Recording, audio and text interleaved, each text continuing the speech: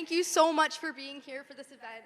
We are beyond honored to have so many students, staff, faculty, and community members here today. I'm Brooke Gustafson. I have the honor of serving with University Christian Fellowship as the community director, and I'm super excited to share a little bit more about who University is while I have all of you sitting here. But really quickly, could I have everyone just scooch all the way to the right of their rows so that we can make room for anyone who still needs to come in and take some of those middle seats. So if you could just scooch over really quickly, we'll get started.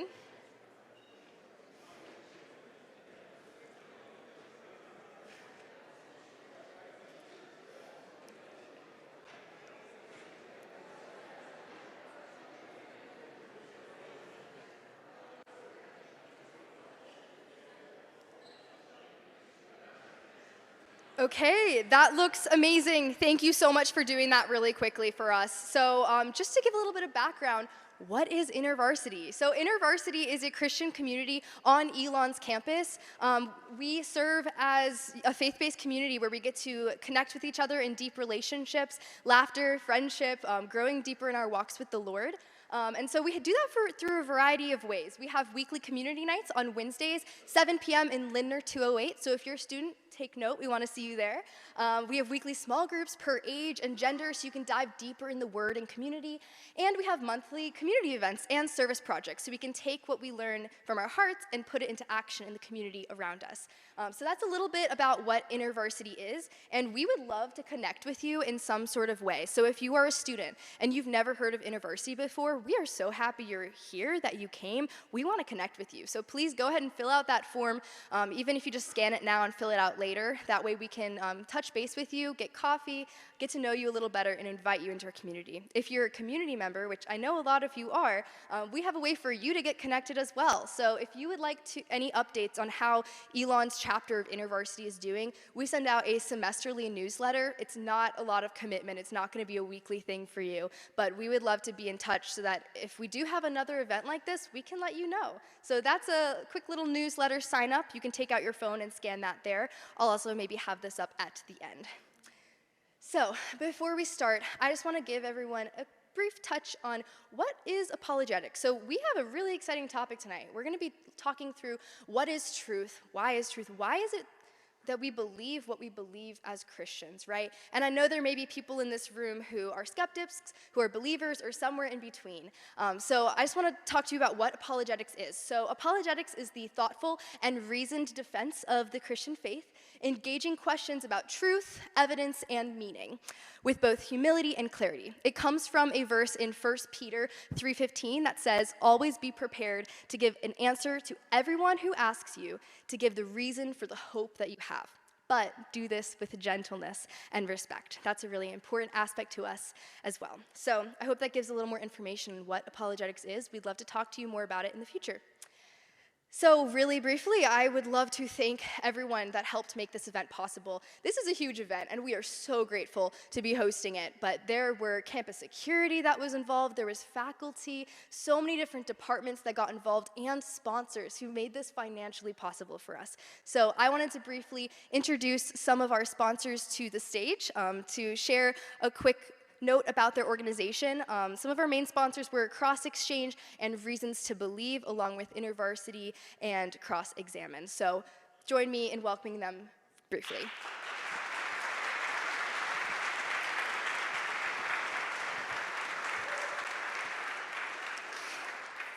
Thank you to all who have come out tonight. I am Manuel Pittman, Vice President of Cross Exchange. I, along with Daniel Merrill, our organization's president, want to welcome you to this event and share briefly about who we are and what our ministry distinctives are. Thank you, Manuel, and thank you to all who have come out. Cross Exchange is a cross-cultural ministry focusing on post-Christian college towns through worldview engagement and discipleship across religious and ideological lines.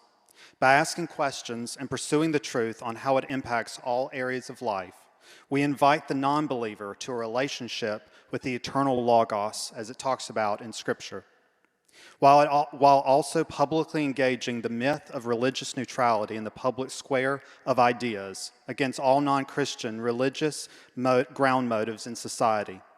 We love people, we love you, and we love the truth. As one of Elon's past presidents once declared, we do not object to your using every means you can conceive of to prove or disprove this assumption, but we are convinced that you will, if you are wise and honest, necessarily arrive at this axiomatic attitude, that is, all vanity is without God, and all that is reality is with him. Whether you are atheist, Jewish, Christian, Muslim, Hindu, Wiccan, or any other faith, we welcome you to connect with us. Ask honest questions and even bring your raw objections to Christianity to bear on the table and pursue truth with us. This invitation is open to all students, faculty, staff, and anyone in the community. Through multifaceted methodological and missiological framework, we are reaching Elon one life at a time. Please connect with us and visit us at one of our weekly meetings here in Elon. From all of us at Cross Exchange. Thank you.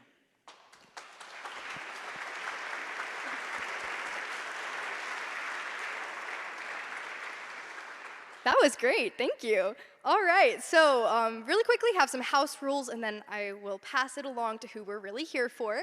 But restrooms are out in the lobby. You can feel free to walk out anytime to use the restroom. Exits are back there as well. And then if you could just silence your phones to minimize the distractions, that would be great. And lastly, most importantly, for the Q&A, we expect you guys to join us in our call for gentleness and respect in these Q&As, right? Sometimes we can be talking about passionate subjects, but we want to make sure we're approaching each of these topics with gentleness, respect, and patience for one another. So please join us in your kindness as you do the Q&A. And details for that, there will be a mic right over here. And when it is time for the Q&A to begin, the mic will be placed there, and everyone can line up in a single file line to get your questions and answers talked about. One last thing is if you do need to leave early, we understand this is a long event. Don't feel bad. Just walk out the door silently at the exit that you entered into.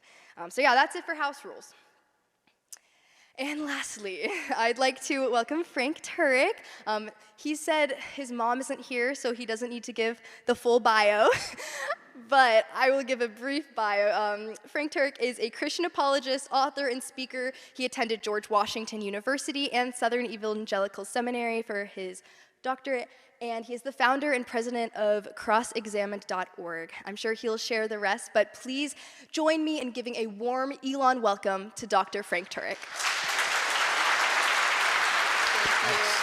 Thanks. Thank you, ladies and gentlemen. No, I don't want to rehearse with a coach. Stop.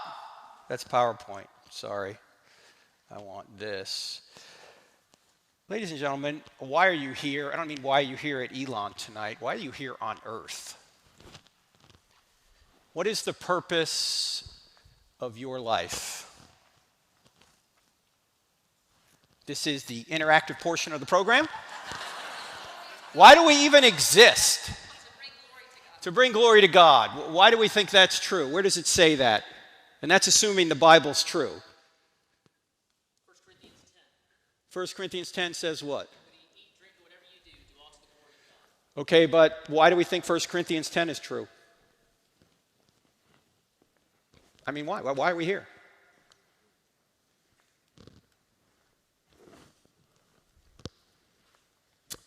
So,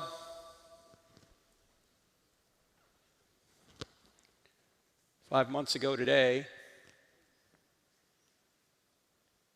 we were flipping hats on a university.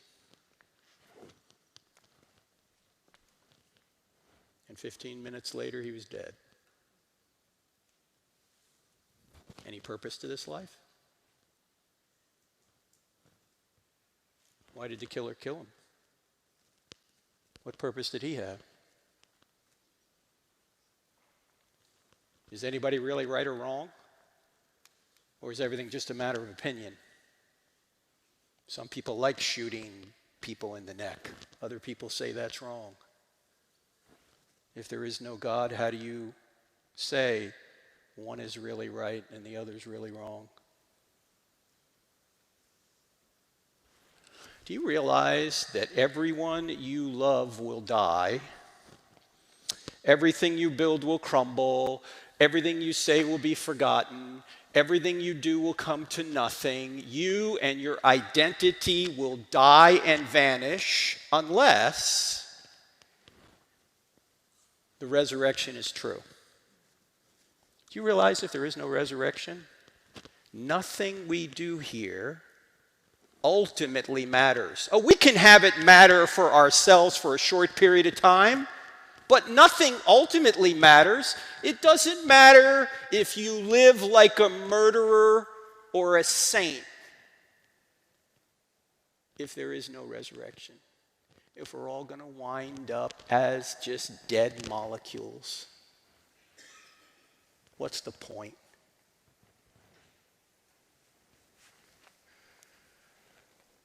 Well, I actually think there is a real objective purpose to life. I think that there are real right and wrong behaviors. I think everything you do ultimately matters for some good or evil. And I think you can show that's true. In fact, this university, Elon, some of you may know the name means oak in Hebrew. You can see the oak leaves on some of the emblems around this beautiful theater here tonight. This institution, as most universities, was started by Christians who thought there was a real meaning to life and you could find it. In fact, when you go to university, you're supposed to find unity in diversity. You're supposed to see how all the academic disciplines fit under one rubric of truth. What's the queen of all sciences? Yeah, nobody says that anymore. But it's true, theology. Why? Because theology tries to discover if God exists, and if God does exist, how do all the academic disciplines fit under that one big rubric of truth? How does biology and physics and anthropology and psychology and every other sort of academic discipline give you the big picture of what life is all about and who God is and how you should live it? That's what theology is all about. Well, how do you show whether one particular theology is true? And for that, we've got to look at 4 questions. In other words, I think if you investigate these 4 questions, you're going to realize that Christianity is true. And if Christianity is true, then there is a right way to live, and there is a true meaning, and there's also a wrong way to live, a way that will take you away from that true meaning and objective purpose. And when we look into these 4 questions, if our reasoning is good, we will discover that Christianity is indeed true. Not just true for me, not just true for you, but true like gravity's true. It's true for everybody, whether you believe it or not. You know what reality is? Reality is what is still there even when you stop believing it. That's reality. So what are these 4 questions? Here are the 4 questions.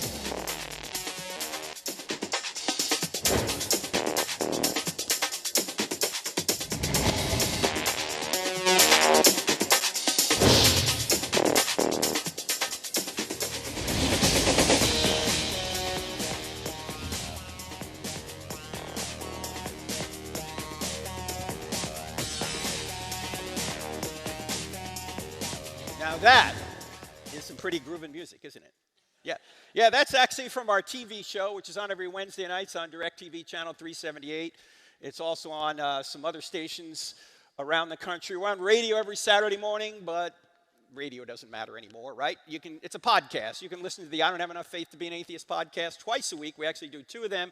What we do is we present evidence for Christianity and we cross-examine ideas against it. Now, why are these the 4 questions? Truth, God, miracles, and the New Testament. Well, first question, does truth exist? Why is that important?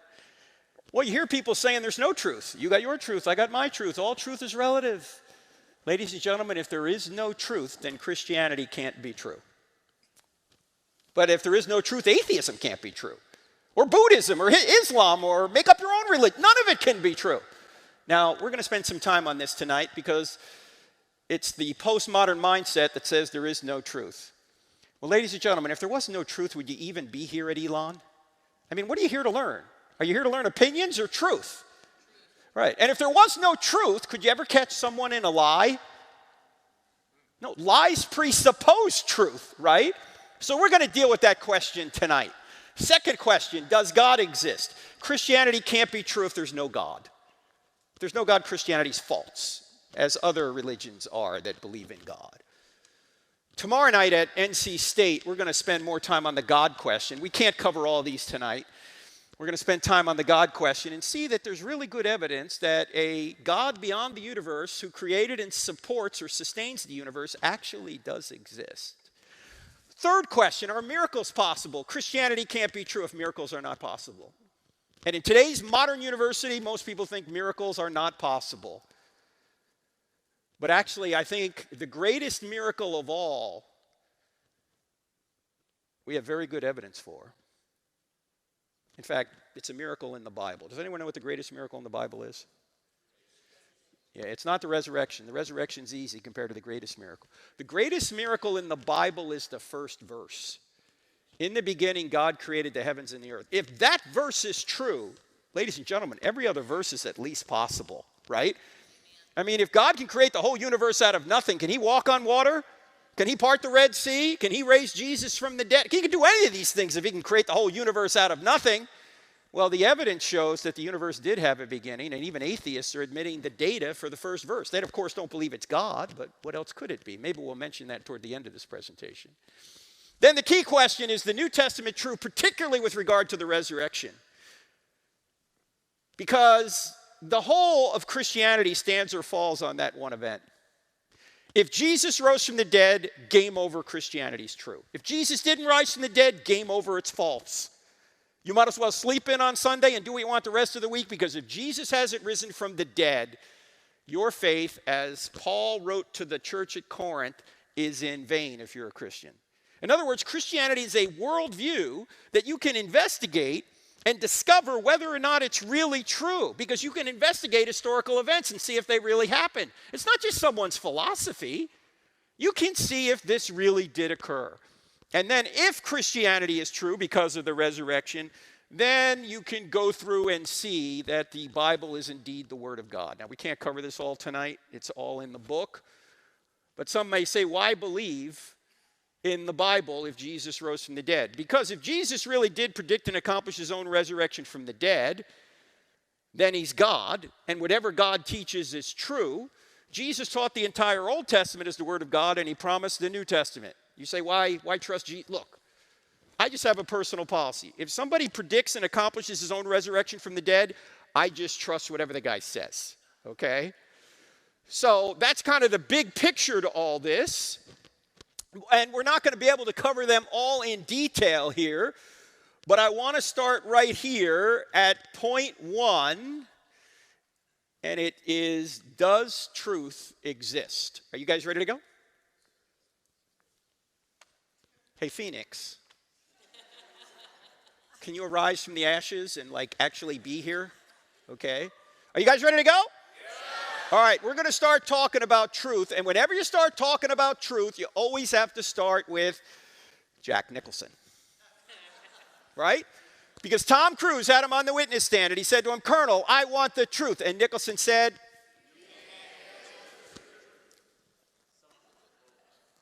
"Elon, that was weak." If he said it that way, the movie would have gone nowhere. You can't handle it. That's not how he said it. Here's how he said it. I want the truth. You can't handle the truth. All right, let's try that again. I want the truth. You can't handle the truth. Now that felt better, didn't it? Didn't you always want to do that with some professor up here? You know, you can't. Well, there's a lot of people that can't handle the truth. They're saying, you got your truth, I got my truth. All truth is relative. Ladies and gentlemen, if you don't get anything else out of what we talk about here in the next few minutes, pay attention in the next few minutes, because for me, this was the most important revelation I ever learned to help decipher truth from error and also to defend the Christian faith. Half of what I do is this one thing. And if you learn this, it's going to help you not only detect truth from error, but if you're a Christian, certainly it will help you defend the Christian faith. And what we're going to be talking about is what's called the law of non-contradiction. A fundamental law of logic that says opposite ideas cannot both be true at the same time and in the same sense, right? Like, for example, God can't both exist and not exist at the same time and in the same sense, right? He either exists or he doesn't, but not both. You with me? Either Jesus rose from the dead or he didn't, but not both.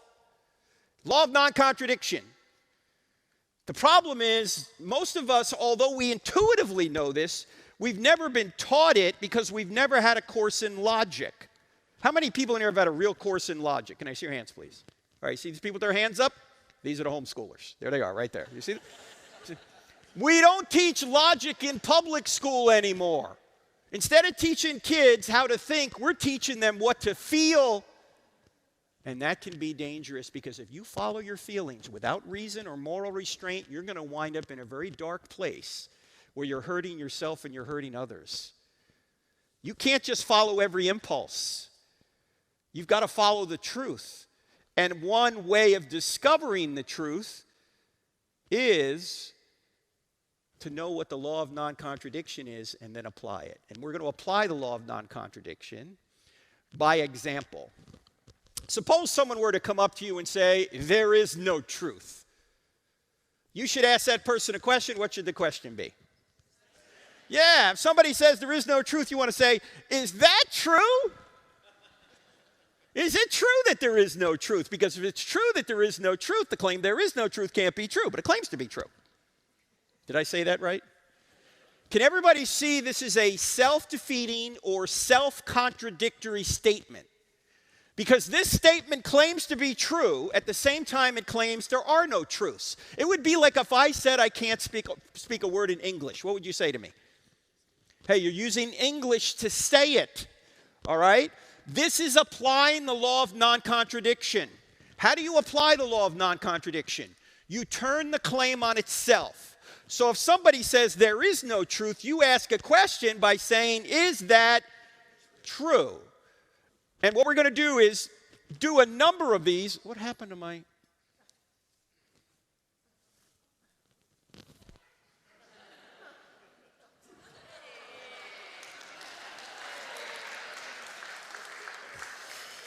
I told you there's a God. You didn't believe me. What you're going to do is turn the claim on itself. And most of the responses are, they start with a question. Is that, normally. It'll say, is that. So we're going to go through a bunch of these. And after a few of them, you're going to catch right on. And then you're going to be able to use this when people make statements that are self-contradictory or self-defeating. The problem is, too many people don't recognize these self-defeating statements. And as I say, this is the most important thing. I had to go to seminary to learn this. I already had a master's degree, and I did not know this. To show you what a dimwit I was. Because I was never taught logic. All right, so this is the relativistic postmodernist claim, and what you do is you turn the claim on itself. Turn the claim on itself. Let's do a few more. Suppose someone were to say, there's no such thing as absolute truth. What are you going to say? Is that an absolute, right? Can you see that this statement right here claims to be absolutely true at the same time it claims there are no absolute truths? Or if somebody says there are no absolute truths, you might want to say, are you absolutely sure? Because this is a self-contradictory statement. It can't be true. How about this one? There isn't the truth, only my truth. This one's a little bit more subtle, but it's also self-contradictory. How? Can anyone see it? You're going to ask a question. It's going to start with, is that? What question are you going to ask? Is that your truth? Okay, yeah, you're getting there. You simply ask, is that just your truth or the truth? Right? Because if you ask that question, if you say, is that just your truth? In other words, is it just your personal opinion? Well, if it is, fine, but why should I believe it? But if you're saying it's not just my personal opinion, it is the truth for everybody, can't you see the first half of the statement on the top says there aren't any the truths? Can everybody see that this is a the truth statement claiming there are no the truth statements? The people who say all truth is relative are using a non-relative truth to say that. The people who say it's just your truth are saying that's the truth. It defeats itself. It's self-contradictory. Now look, I know it's very controversial to say this, especially on a college campus, but I got to say it anyway. There's no such thing as your truth. There's no such thing as my truth. There's just the truth. I mean, if you want to say you have your own truth, you might also say I have my own math. I mean, imagine if Brooke said, hey, Frank, can you hang out tomorrow here at Elon? We've got a lot of work to do with the InterVarsity Club, and we could really use your help. In fact, if you hang out tomorrow, you just tell me at the end of the day how many hours you worked, and I'll pay you $10 an hour. Now, actually, Brooke would never do this. She doesn't pay that much. All right. But let's suppose I hung out for 15 hours.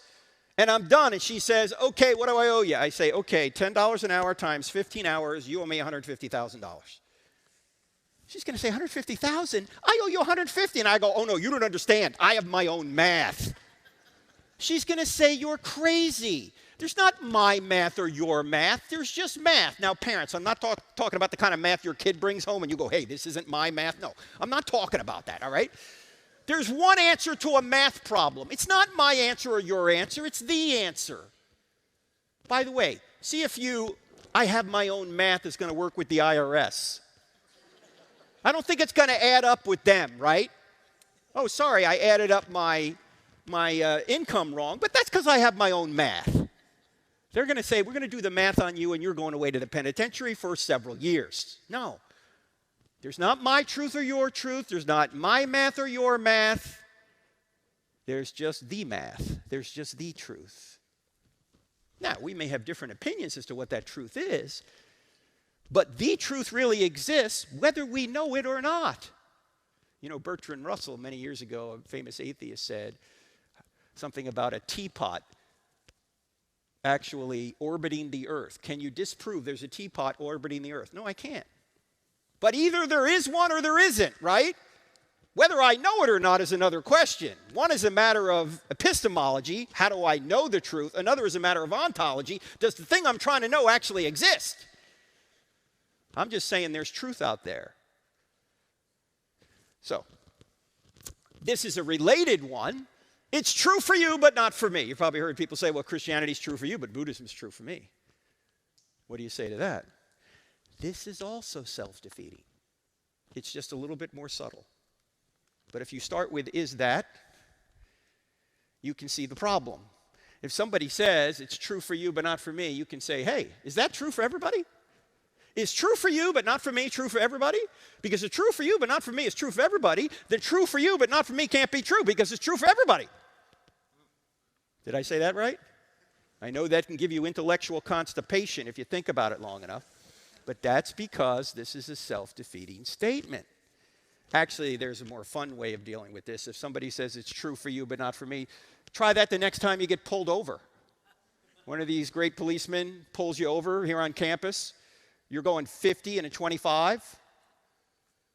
And he comes up to you and he says, don't you know you're going 50 and a 25? And you look up at him and you go, ha, that's true for you but not for me. And you speed away. Is that going to work? Is that going to work, sir? That's probably not going to work. No, it's not going to work, okay? He's got the truth on the radar gun. It's not your truth. What's true is true.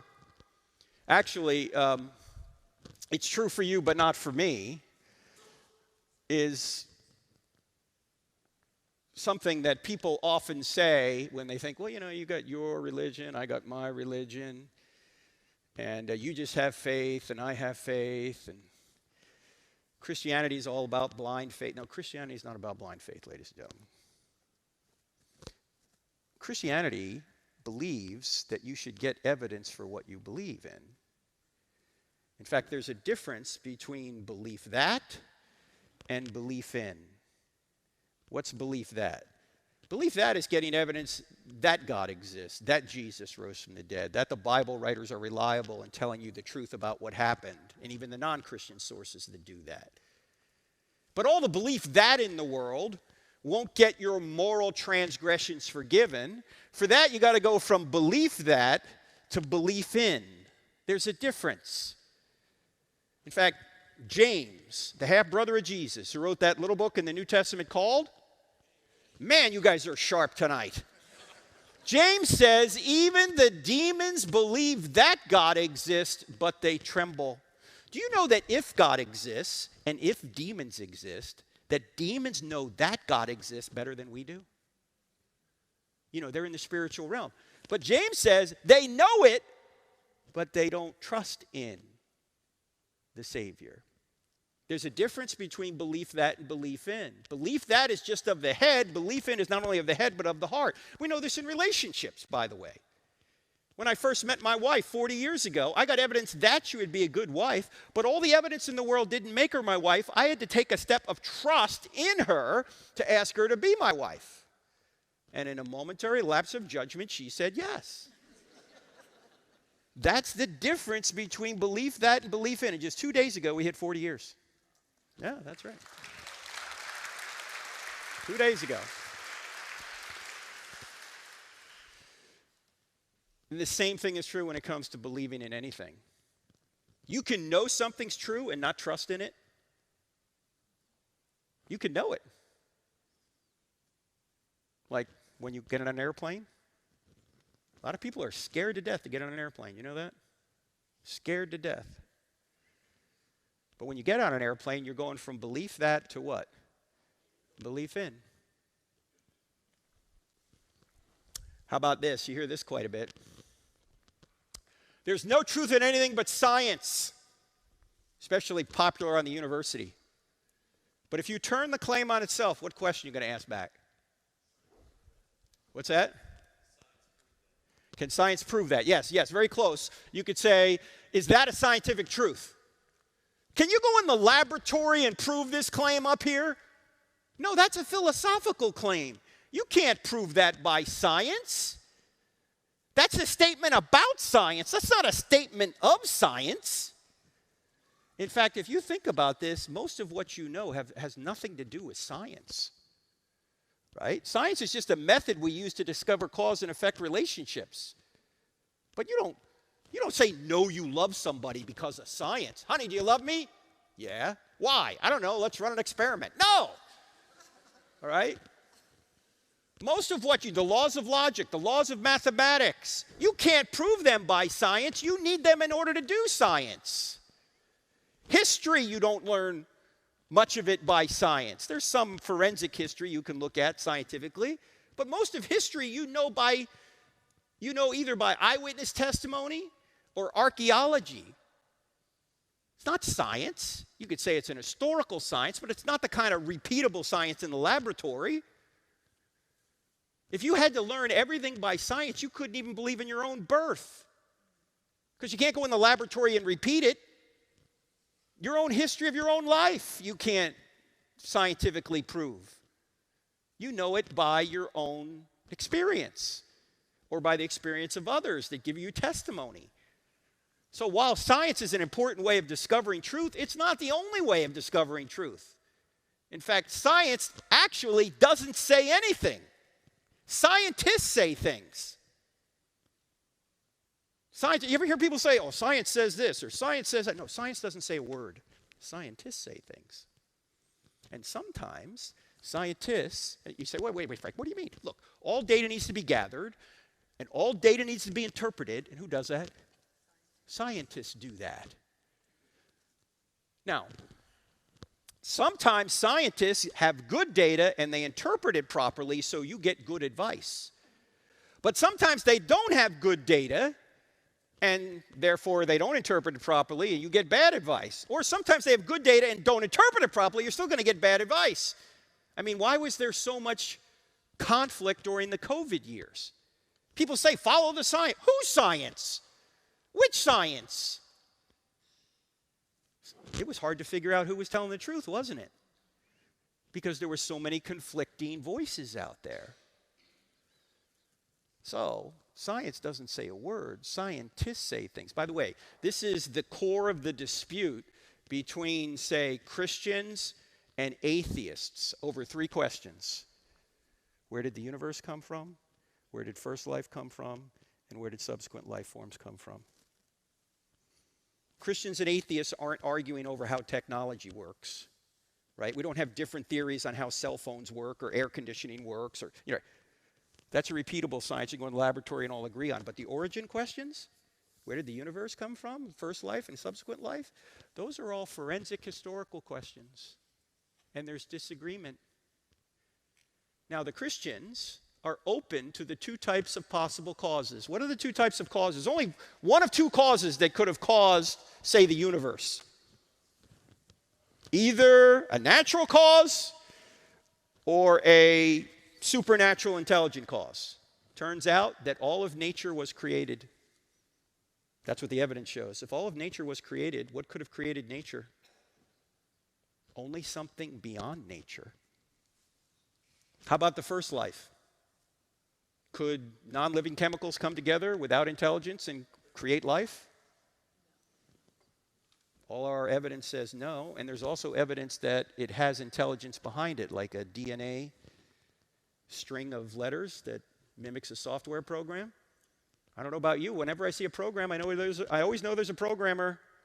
Wherever there's a code, there's a coder.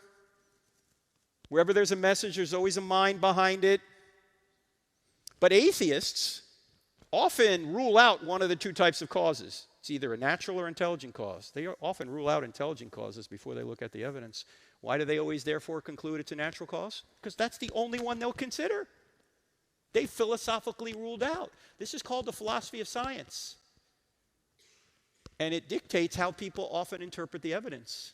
If you rule out the only other competitor, maybe you're right, maybe it is a natural cause. But what if it's not? What if the evidence is pointing over here? You're never going to come to the right conclusion, are you? Because science doesn't say anything. Scientists say things. And it was Einstein himself who said, unfortunately, the man of science is a poor philosopher. You need philosophy to interpret the data. And quite frequently, that's lacking. Or how about this? You should doubt everything. This skeptical claim. What's the problem with the claim? Turn the claim on itself. Somebody says you should doubt everything, you're going to say what? Hey, should I doubt that? Why are skeptics skeptical of everything but skepticism? Right? Notice they don't doubt that.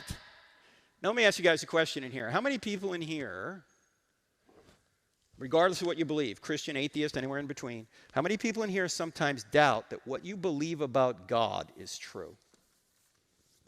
Look, if you don't have your hand up right now, you're probably not thinking very much. Look, I've written books on this stuff, and sometimes I wake up in the morning and go, I don't even know if this is true. You ever do that? But then I start thinking about my doubts, and I realize that most of my doubts are emotional. They're not intellectual. In other words, the evidence for Christianity is really good. If I'm having a good day, everything's fine. Bad day, don't know. Good day, fine. Bad day, don't know. Good day, fine. Bad day. What's changing, me or the evidence? The evidence isn't changing, I'm changing. My psychology is changing. Ladies and gentlemen, do you realize that your psychology is not going to tell you the truth of what's true outside your skull? Your psychology can change with the weather. I know mine has. For the past 2 weeks, I thought we were living in Greenland or something. I mean, what's going on here? This is North Carolina. We were driving in today. I was telling the team, I'm saying, I have never seen, I can't remember the last time I saw parking lots with mountains of snow. It's 70 degrees today, and there are mountains of snow. Is this crazy or what? My psychology's changed. You can have your psychology changed with bad pizza, or your team just lost the Super Bowl, right? Bad psychology. But your psychology is not, sorry, man, he's a Patriot fan right here. I see. I'm sorry, bro. I'm sorry, man. Come on, I was rooting for Drake May. Come on, he's from Charlotte. But he was there, man. It was only the second year. It was a good year. Yeah, I always hear that. Next year. Okay. I think he's having a breakdown right here. And Dorian, I don't have enough faith to be an atheist. All right? Okay. His buddy over here is going, I'm sorry, man. I'm sorry. He brought it up. I couldn't. See, the psychology. After they lose, you go, I don't even know if there's a God, right? Is that what you... I mean, come on. Well, how about the example we were talking about before? with regard to you should not let your psychology overpower the evidence. How many people are scared to death to get on an airplane? So many people are. But you know what the evidence shows? The safest way to get anywhere is on an airplane. You should be more afraid to get in your car than to get in an airplane. But what do? We allow the psychology, our psychology, to overpower the evidence. Don't let that be you when it comes to eternity. Your psychology is not going to tell you the truth about whether or not God exists or Jesus rose from the dead. You know what will? The evidence will. So concentrate on the evidence. And when you start seeing the evidence, that evidence which is really good, by the way, then you can start doubting your doubts. And if you start doubting your doubts, then you're back to knowing something for sure. Have you guys ever thought about doubting your doubts? I doubt it. Okay, this is probably the granddaddy of them all in our culture. You ought not judge. In fact, Jesus said don't judge. Why are you judging, you hypocrites? All right, let's put Jesus aside for just a second. And let's just look at this claim logically. What's the problem with it? Yeah, if somebody says you ought not judge, you simply ask them, hey, isn't that a judgment? Or if they say you ought not judge, you might want to say, then why are you judging me for judging? Do you notice it's a judgment? You say, wait a minute, didn't Jesus say don't judge? Nope, never said it. Well, sure he did, Frank. He said it in Matthew chapter 7, verse 1. All right, Christians, listen up for just a second. I know this is going to sound odd, but it's true. There are no verses in the Bible. There are no verses in the Bible. Do you think when Matthew was writing his biography that we now call a gospel, he said, here's chapter 7, verse 1? No. When were the chapter and verse divisions added? About 500 years ago to help us navigate the text, which is really important. Why? Because it'd be really hard to find your way around this big series of books. By the way, the Bible's not a book, it's a library of books. 66 books written over about 1,500 years by 40 or so different authors on 3 different continents. It's just under one binding. But it would be hard to find your way around this big series of books if you didn't have numbers in it. Imagine you're a Christian and your pastor doesn't have numbers in his Bible, you don't have numbers in yours, and one Sunday morning he gets up, he opens up this big book and he looks at you and he goes, let's go about 2/3 of the way in, let's see if we can find the same spot. You'd go, no, that's not going to work, all right? You need numbers to find your way around. The problem is we tend to think if it's got a number in front of it, we can take it out and make it say whatever we want. You can't do that. You got to read the context. You got to read what's going on.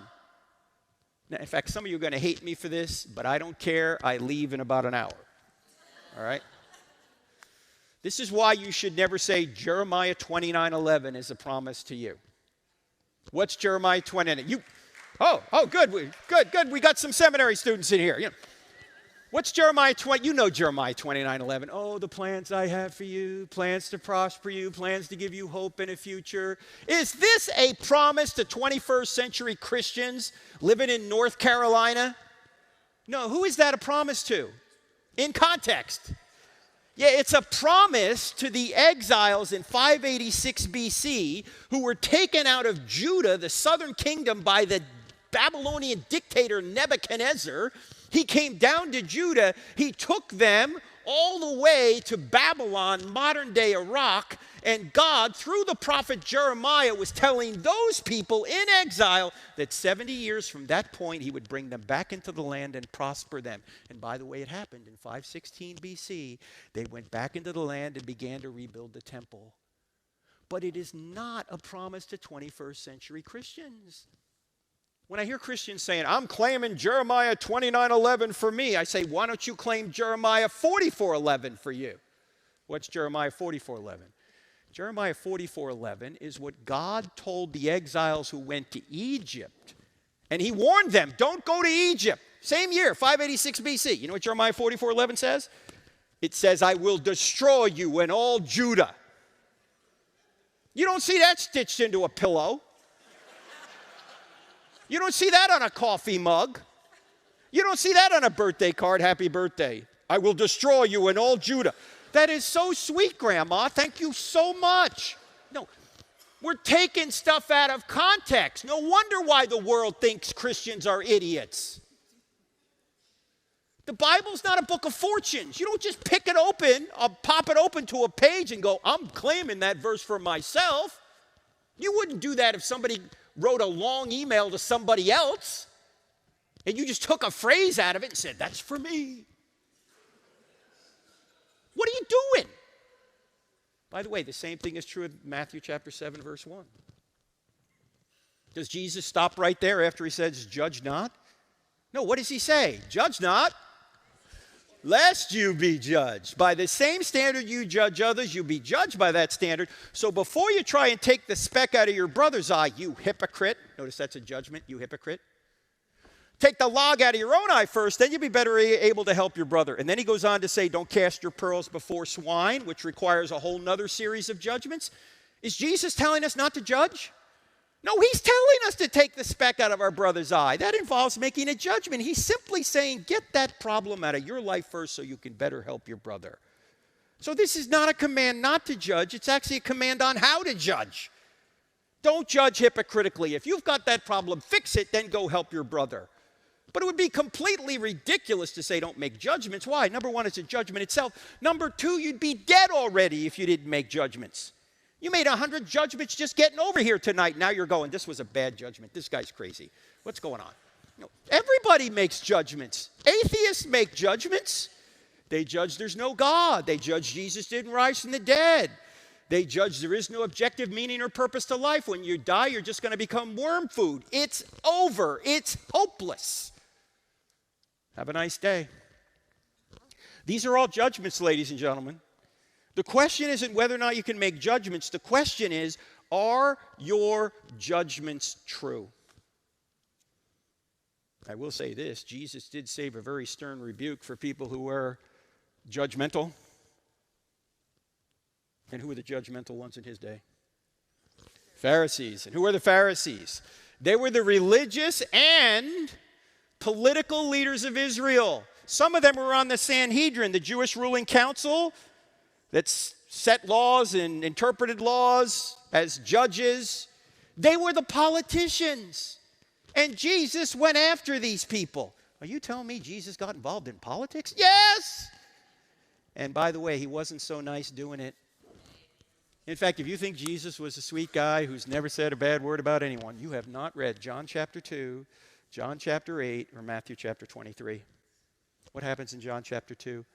Jesus makes a whip and he goes and he jacks people up in the temple. What, sweet and gentle Jesus did this? Yes. And then he's having an argument with these Pharisees in John chapter 8. These Pharisee politicians, he's right in the middle of an argument with them when he says, your father is the devil. Jesus, you can't say that. That's not very Christ-like. Excuse me, I am Christ. You imagine you're having an argument with somebody and you stop right in the middle and you go, your father is the devil. Never try that with a sibling, by the way. And then in Matthew chapter 23, Jesus really goes after these Pharisee politicians. He says, woe to you, scribes and Pharisees, you hypocrites. You strain out a gnat and swallow a camel. Oh, you look great on the outside. You're whitewashed tombs, but on the inside, you're full of dead men's bones. You go a mile to make a convert, and then once you make him a convert, you make him twice as much a son of hell as you are. How will you avoid being condemned to hell? What? Sweet and gentle Jesus said this? Yes, Jesus was not Barney. Can't we all get along, boys and girls? No! I came to bring a sword. It's going to divide mother and daughter, father and son. How often have you heard those passages talked about? Yeah, like never. Yet many of you in this room know those passages are true because you're divided in your own family over Jesus. And guess what? You ought to be. You ought to be following Jesus. Not your family, not your culture, if they disagree with Jesus. Not Fox News, not CNN, not MSNBC, not Instagram, not Twitter, not TikTok. If they disagree with Jesus and Jesus is the truth, you ought to be following Jesus. if he is the truth. So the problem is we sometimes misinterpret what Jesus said and did. Jesus was not worried about offense. In fact, Jesus was not only not seeker-friendly, he wasn't even disciple-friendly. You know, in John chapter 6, after he feeds the 5,000, he goes to Capernaum in the synagogue there, which is a great place. If you ever get to go to Israel, it's amazing. And he teaches something that the disciples are offended by. And he says to them, does this offend you? And they're like, this is a hard teaching. We can't follow this guy anymore. And right after that, he said, oh, I'm sorry, you don't like those principles? I have these other principles. No, he didn't say that. Then Jesus turns to Peter and he says, are you going to leave too? And in a rare moment where Peter actually gets it right, most of the time he sticks his foot in his mouth. But at this point he goes, Lord, you have the keys to eternal life. Where else are we going to go? Jesus did not water down anything. You got to deny yourself to follow me. And too often we try and soften everything. So maybe they'll come. To what? A Jesus that doesn't exist? What's the point of that? So everybody makes judgments, ladies and gentlemen. The only question is, are your judgments true? Now, we could go through many more of these self-defeating statements, but we don't have time. But I just want to point this out. Can everybody see that this statement right here shoots itself? Can everybody see that? Which means what? That relativism and postmodernism, the idea that there is no overarching story, there is no overarching truth, are false. And yet, unfortunately, many of our universities, most of our universities, even many of our high schools have bought into postmodernism. Do you know how ridiculous that is? Why would you spend $50,000 a year to learn the truth? There is no truth. What's the point? I hope you're asking your professors for the truth. If not, why are you here? So there is truth and you can know it. Now, if we had time, we can go into the next question, does God exist? I'm just going to mention a couple things about this, and then we're going to go to your questions here in a few minutes. Tomorrow night, we'll cover that at NC State. If anyone ever asks me, how do I know that God exists? I say, I know God by his effects. What do I mean by that? If there's a creation, and there is, that's the effect. The creation is the effect. I need to reason back to a creator, because every effect has a cause. This is the first principle of all science. Every effect has to have a cause. You can't go on an infinite regress of causes. There has to be an uncaused first cause. Aristotle knew this. Every philosopher who's worth his or her salt knows this. There has to be an uncaused first cause. So if there's a creation, and the evidence shows there's got to be a creator. In fact, even Stephen Hawking famously said, as an atheist, he said, almost everyone now believes that the universe and time itself had a beginning at the Big Bang. What's he saying? That space-time and matter had a beginning. If space-time and matter had a beginning, whatever created space-time and matter must transcend space-time and matter. In other words, the cause must at least be spaceless, timeless, immaterial, powerful to create the universe out of nothing, personal in order to choose to create. You say, why personal? Because to go from a state of nothingness to a state of creation, someone had to make a choice, and only persons can make choices. Impersonal forces don't make choices. Only persons make choices.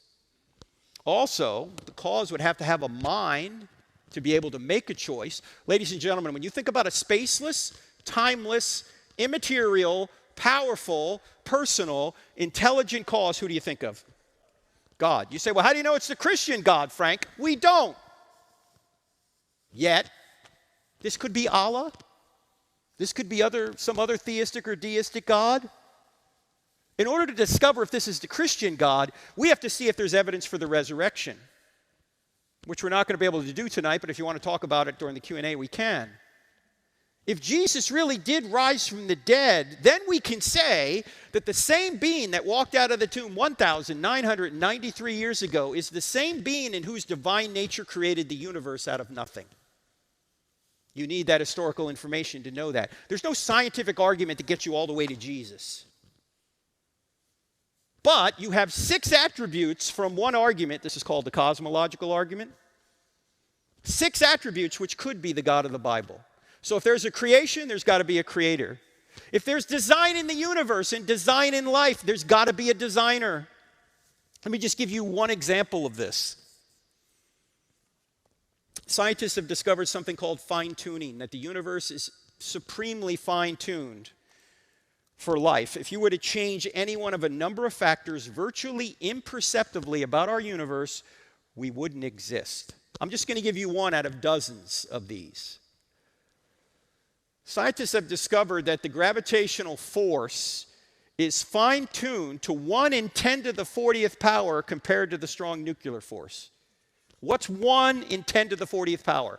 That's 1 part in 1 with 40 zeros following it. You say, Frank, I can't get my head around that number. I know, let me give you an illustration. Take the entire North American continent, from Central America all the way to Greenland, the 51st state. And stack it in dimes all the way to the moon. That's 238,000 miles. And then do that for 1 billion other North American continents. Stack them in dimes all the way to the moon. Take all of those piles of dimes, put them in one humongous pile, mark 1 dime red, mix it in, throw a friend blindfolded on the pile, ask him to pick 1 dime at random. The chance he would pick that 1 marked red dime is 1 chance in 10 to the 40th power. Is he going to pick that dime? No. You've got to have a lot of blind faith to believe that he's going to pick that dime. Look, there's only 2 possibilities for that value being right where it is. Either it was designed or it wasn't.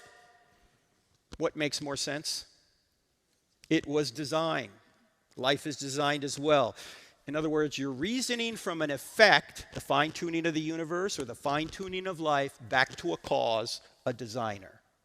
If there's a moral law written on your heart that says murder is wrong and love is right, rape is wrong, slavery is wrong, love is right, then there's got to be a moral lawgiver. That's an effect that you have on your heart, and you reason back to a moral lawgiver. If there's a moral law, there's got to be a moral lawgiver. What is that moral lawgiver? If there is no standard beyond ourselves that is the standard of justice that we're all obligated to obey, you can't say anything is ultimately right or wrong. It's just your opinion. It's just someone's opinion against somebody else's opinion. We know it's not a matter of opinion that you don't shoot somebody in the neck for having a conversation.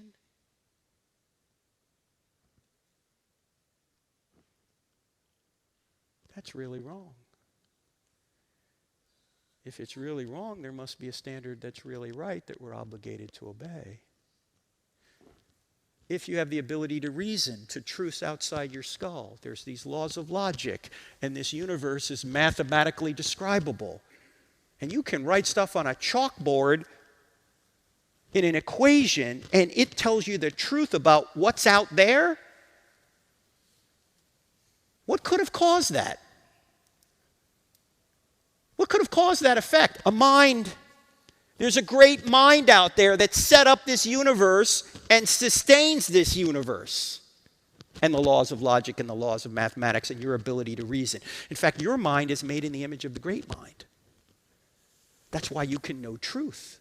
And by the way, what is truth? Truth is what corresponds to reality. And reality is what exists even when you don't believe it's there. Also, if there's evidence a man predicted and accomplished his own resurrection from the dead, that's the effect. What could have caused that? Only someone like God who has the power over life and death. In other words, how do I know God exists? I'm always reasoning from effect to cause. That's what scientists do. That's what science is. It's a search for causes. You're trying to discover what particular cause caused this particular effect. That's how I know God exists. And there are many arguments for God. As I say, we don't have time to cover them all here. By the way, you're doing the same thing if you think you've had some sort of personal experience with God, like maybe you thought God answered a prayer or something like that. You're doing the same thing.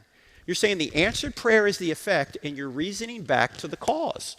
You're saying God caused this. Ladies and gentlemen, if there is no law of causality, nobody knows anything. Why are there always causes behind effects? Because this is a universe set up and sustained by a mind. Things don't happen willy-nilly. They always happen by cause and effect. So, if the ultimate cause, the creation of the universe, exists, then miracles are possible, and it is possible that Jesus rose from the dead. So, no, this life wasn't meaningless. In fact, if the scriptures are true, and I think they are,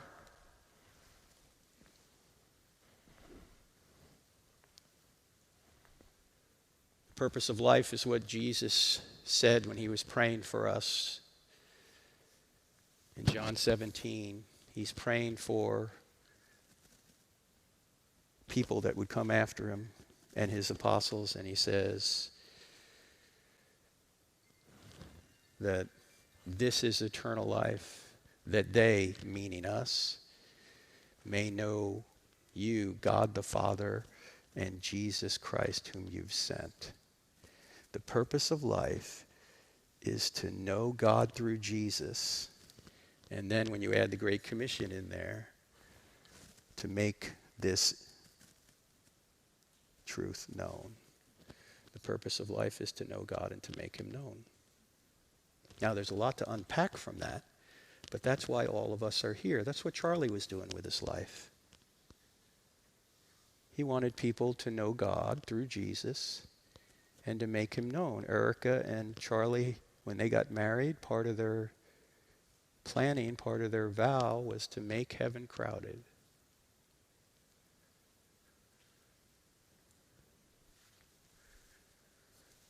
It's a great tragedy when a man is gunned down at 31 years old. You know, it's an equally great tragedy. Living 80 or 85 years and doing nothing for the Lord.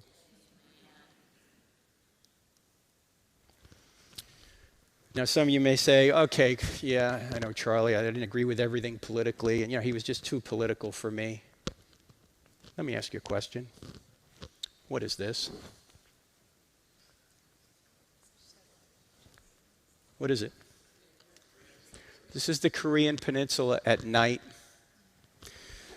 South Korea, as you can see, is filled with productivity. North Korea is a concentration camp. This is a homogeneous population of Koreans. Why is there such a stark difference between North Korea and South Korea? Don't say electricity. What is it? Politics. The South has freedom, the North does not. Question, which country would you rather live in? Yeah, you'd rather live in South Korea. Ladies and gentlemen, this is why I think I'm going to scream if I hear another pastor say, all I do is preach the gospel. You know why I'm going to scream? Because that pastor doesn't seem to understand how important politics are to the gospel. If you don't think so, go to North Korea. See if you can have your little mega church in North Korea. Yeah, you can't. Why? Because politically they've ruled it out. If you don't think politics are important, go to some of the countries I've been to. I've been to Iran. Last year I was in Saudi Arabia. I was in Jordan. I just got back from Egypt. You don't think politics are important? Why don't you go see if you can live in some of those countries? See how much you like it there, Christians. Charlie used to say this all the time. Politics is not our most important duty, but it helps us accomplish our most important duty.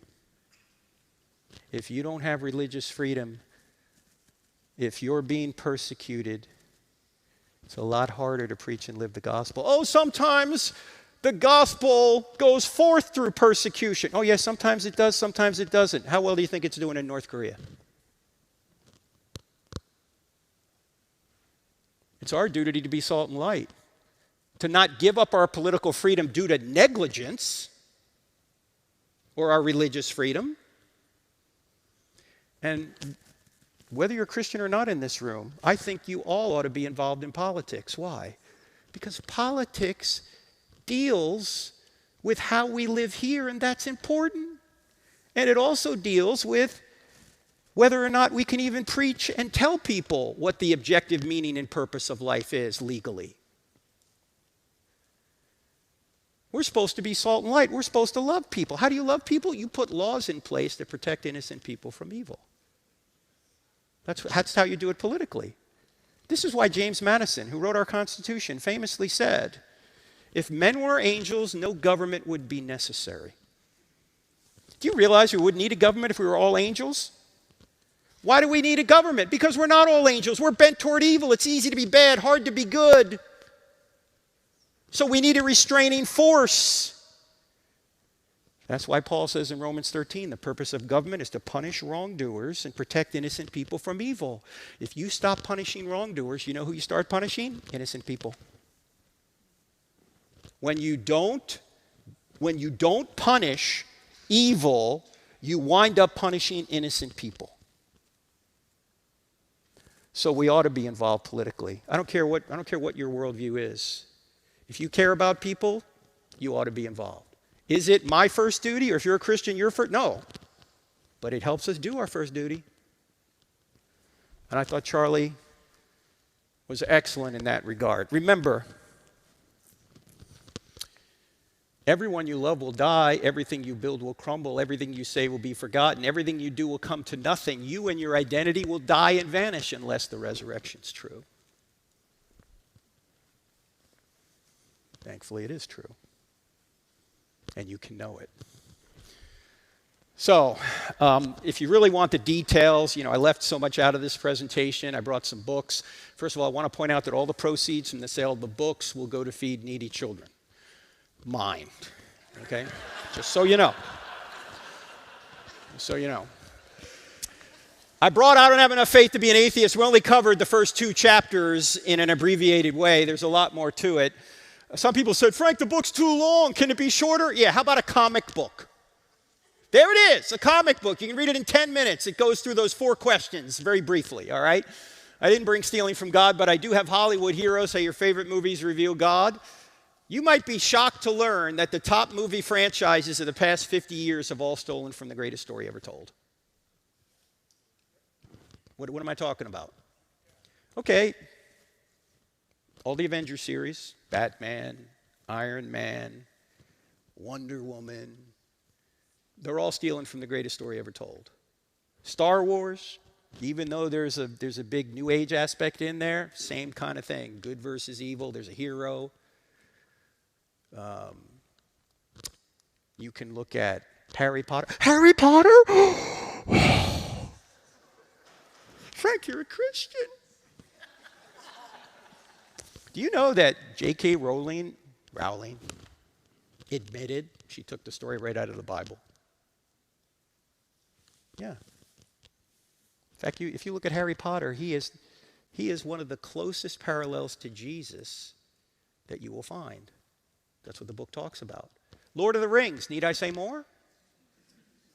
They're all stolen from the greatest story ever told. So if you know anyone that likes movies, they're going to love Jesus, because that's what that book talks about. Now, if you want the PowerPoint presentation, the whole one, follow that QR code. Follow the QR code right there, and I'm going to send you this PowerPoint presentation and about a dozen others. And if you're over 50 and don't know what a QR code is, text the word evidence to 855-909-0582, and folks out there in internet land can do the same thing. If you're over 70 and you don't know how to text, ask your granddaughter. Okay? But just follow that right there. So what we're going to do now is we're going to go to questions, and Clint's going to have a mic set up. He already does right there. And since no one likes to ask the first question, we're going to move right on to the second question. Second question at the mic. It can be about anything, not just the stuff we talked about. So let's start with the first question, and then everybody else will show up after that. Yes, ma'am. Go ahead. Hey, what's your name? Megyn. Hey, Megyn. How are you? I'm doing good. How are you? Good. Thank you for coming. Go yeah, ahead. thank you for hosting and Yes, ma'am. all of the things. So based on your book and the presentation you just gave, you seem to value maintaining a level of respect and kindness and gentleness for the people you evangelize to.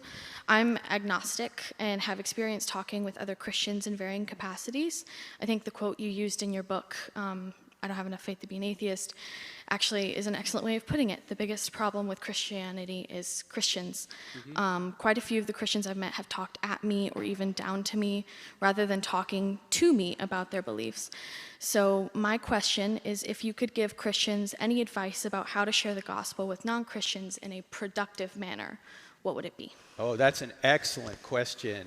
Thank you for bringing it up. First thing I would say, Megyn, is that you shouldn't expect other people to agree with you. In fact, a lot of people ask me, Frank, on a college campus, sometimes people get testy. Why don't you get mad back? And I say to them, why should I get mad back? I mean, I'm 64 years old. When I was 24, I didn't agree with my 64-year-old self. Right? Why should I expect someone who's 24 with a background I don't know about? I don't know where the person has come from, what they've read, what they haven't read, what they've experienced. I have no idea. Why should I expect that person to be where I am spiritually right now? When I was in her shoes or his shoes, I wasn't where I am now. In fact, why do we expect everybody to agree with us? Why do we expect everyone to be right where we are spiritually now when 5 years ago we weren't where we are now? I mean, think about that. And when you're answering a question, you're not answering just a question, you're answering a person. And so what I would recommend Christians do is I would ask them to ask more questions and learn where the person's coming from. Like I would, if we had time to sit down, I would ask you, what's your upbringing? What have you read? What haven't you read? Have you had negative experiences? By the way, I've said this before, one of the biggest problems with Christianity is Christians, as you know. But I'd also encourage people to think about whether or not bad Christians invalidate Christianity, because they don't. And the way to get at that, Megyn, is to ask this question. When somebody plays Beethoven poorly, who do you blame? The person, not Beethoven. Yeah, you don't blame Beethoven, right? You blame the player. So when somebody plays Jesus poorly, you don't blame Jesus. Look, just because I'm not true and beautiful doesn't mean Jesus isn't true and beautiful. So I tell people that Christianity is not Christians, Christianity is Jesus. Keep your eyes on Jesus. In fact, when people say you're a hypocrite, I agree with them. I say I am a hypocrite. If I wasn't, I wouldn't need a Savior. But by the way, do you know what? Everybody's a hypocrite. Do you realize that? Do you know anybody that consistently lives every single thing they believe? Christians don't, Muslims don't, atheists don't, New Agers don't, nobody does. Because we're all fallen, and that's why we all need a Savior. So I would ask a lot of questions. One question I like to ask people, maybe I can ask you this question now. You seem open-minded. I would ask, if Christianity really was true, would you become a Christian? Yes. Perfect. You're the kind of person I want to talk to then. If the person says no or hesitates, it's not a head problem then, it's a heart problem, right? Mm-hmm. So I would just ask Christians to spend a lot more time, instead of looking at someone as a project, look at somebody as a person and just ask questions and see if you can help them. Take an interest in them. Yeah. Does that make sense? Would that work, do you think? I think so. Thank you. And even if it doesn't work, even if you never become a Christian, it's still the right thing to do, isn't it? Mm-hmm. Because there is a God and there is a standard of treating people. Mm-hmm. Make sense? Yes. Thank you, Megyn. Thank you. That's one of the best questions I've ever had. Thank you. Thank you. Hey, Megyn, you've already read the atheist book. If I were to give you the Hollywood Heroes book, would you read it? Probably. Yeah. I'll read it. You will? Yes. All right, I'm saving one for you. Okay. One Hollywood Heroes book for Megyn. Don't give it to anyone else. All right, yes, sir. Go ahead. Hey, where do you think you should draw the line between striving for success and falling into greed? Oh, great question. Striving for success and falling into greed. Let me point out that the scriptures talk about what I'm about to say in 1 John 2. Don't love the world or anything in the world, because all that's in the world, the lust of the eyes, the lust of the flesh, and the boastful pride of life, it'll lead you astray. What translation into modern English? The three temptations that lead us astray are sex, money, and power. There's a lot under the power category, like recognition and feeling in on things, okay? But if you think about why any of us sin, it's because we're trying to get one of those three things. By the way, those three things are good things. In fact, they're so good, we'll often take shortcuts to get them. That's what sin is. Sex, money, or power. In fact, my friend J. Warner Wallace, the cold case homicide detective, when he finds a murdered body, he goes, I don't need to track down 1,000 possible motivations for this guy. That guy was murdered for one or more of these three reasons. There was either a sex issue, a money issue, or a power issue. That's why we do evil things. So I would say striving for success, if it leads to financial gain, what do the scriptures say? It doesn't say money's the root of all evil. It says the love of money is the root of all evil. If money is causing you to sin in other areas, or to disregard your family, or to put money over God, or money over people, then you need to figure out another way to make a living. Right? But if money is a way that you can not only take care of your family, but contribute to the kingdom, then pursue that. In fact, let me say that right now. There are no non-sacred professions except immoral professions. Like you can't be a hitman, okay? Can't be a drug dealer, okay? But every profession, according to Christianity, is sacred. Do you know that this building would not exist unless people gave money? Do you know no church would exist unless people gave money? Do you know that our ministry wouldn't exist unless people gave money? I am very blessed that people go out and make money so churches can exist, schools can exist, our ministry can exist. And by the way, that's what I did until I was 49 years old. I didn't start doing this full time until I was 49. I was doing corporate training while I was going to seminary, while I started this ministry. So I was making money too. When you get into ministry, okay, you don't make as much money. But there's nothing wrong with making money. What's wrong is if it affects you in such a negative way, it's causing you to sin. If that's the case, you need an accountability partner. You need a way to ensure that it doesn't pull you down. Same thing is true with sex. Same thing is true with power. Yeah. Let me ask you one other thing. What prompted you to ask that question? Someone I know asked that question to me, and I was like, wow, that's a really good question. And so I didn't fully know how to it's answer. asking for a friend. I got it. All right. So good. yeah, I was just curious what you had to say for about somebody it. else. I got it. Okay, good. Thank you. Absolutely. Thank you so much. Yes, sir. Give me your name again. I'm G. G, go ahead. I'm unfortunately also asking for a friend, so yeah. Please don't get mad at me. I got it. Okay. He's actually watching the live stream right now. His name's Dylan. He's really bummed he couldn't make it. So. All right. So hey, Dylan. Yeah. You got to serve somebody. Go ahead. So he asked this question. He said, "Why would God put us on the earth, giving us the capacity for sin, if it's to test us to see who's righteous? Wouldn't He already know who will end up in heaven and who won't? If He's an omniscient God, then He knows the outcome of everyone's life and will know everything before it even happens, making our existence on earth pointless." And then he said, "I think this is my Frank Turek question." Haha. What did he say? What's the last And then one? he said at the end, "I think this is my Frank Turek question." Okay. I think what he may be confusing is knowledge and causality. Just because God knows what we're going to do doesn't mean He's causing us to do it.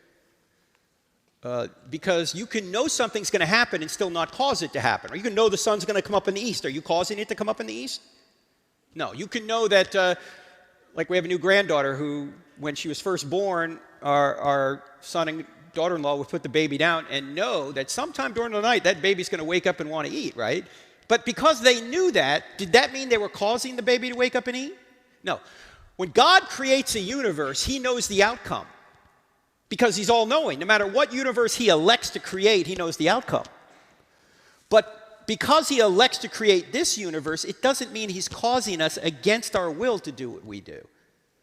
He always knew that, say, Billy Graham would be a believer and, say, Richard Dawkins wouldn't be. But Billy Graham freely chose to be a believer and Richard Dawkins freely chose to be an atheist without God forcing them to do either. Now, I'm glad God gave us the ability to make a choice. If he hadn't given us the ability to make a choice, in other words, to obey or disobey him, this would not be a moral universe, which means it wouldn't be a universe that love could exist in. Because love always requires freedom. If you have just robots running around, that's not a loving universe. That's not a moral universe. Yes, it opens up the possibility for evil, like you can shoot somebody in the neck if you want to. But it also opens up the possibility for love and redemption. Charlie's life is being redeemed. It was redeemed through Jesus. And there's always a ripple effect. There's always a ripple effect. Whether a good or bad thing happens, there's always a ripple effect. This is why we can trust God even when horrible things like Charlie's murder occurred. Although we might not be able to see the good that comes from it, there always is good that comes from it. In fact, that's even promised. We know that all things work together for good. Not that all things are good. We know that all things work together for good to those that love God and are called according to his purpose. We can't see it because there's a ripple effect that are affecting trillions of other choices. In fact, in Charlie's case, we have seen not just a ripple effect, a tsunami of good that has come from this. How many people have come to faith? Where were we just recently? I was at a church earlier this week, last week, and person after person came up to me afterwards and said, I was an atheist, I'm a Christian now because of Charlie Kirk. Has it ever happened in human history that 100 million people all at one time watched a memorial service where the gospel was preached from the president on down? Never happened. Last time I checked, which was November, 1.2 billion people across the world saw some of that memorial service. Many people have come to faith through that evil. So without the choice, of course God knows, but without the choice, there's no love, and there's no redemption. And there's one other angle on this, which may be hard to communicate, but I'll try. Some people will say, why didn't God just keep us in a state of innocence? Like, why did God create a universe where everybody was free but nobody sinned? That's logically possible. The problem is, it's not actually achievable with free creatures. Because what God can't do is force free creatures to do what he wants, because then they wouldn't be free. It's a contradiction. So it's probably true that no matter what universe God creates, somebody's going to sin.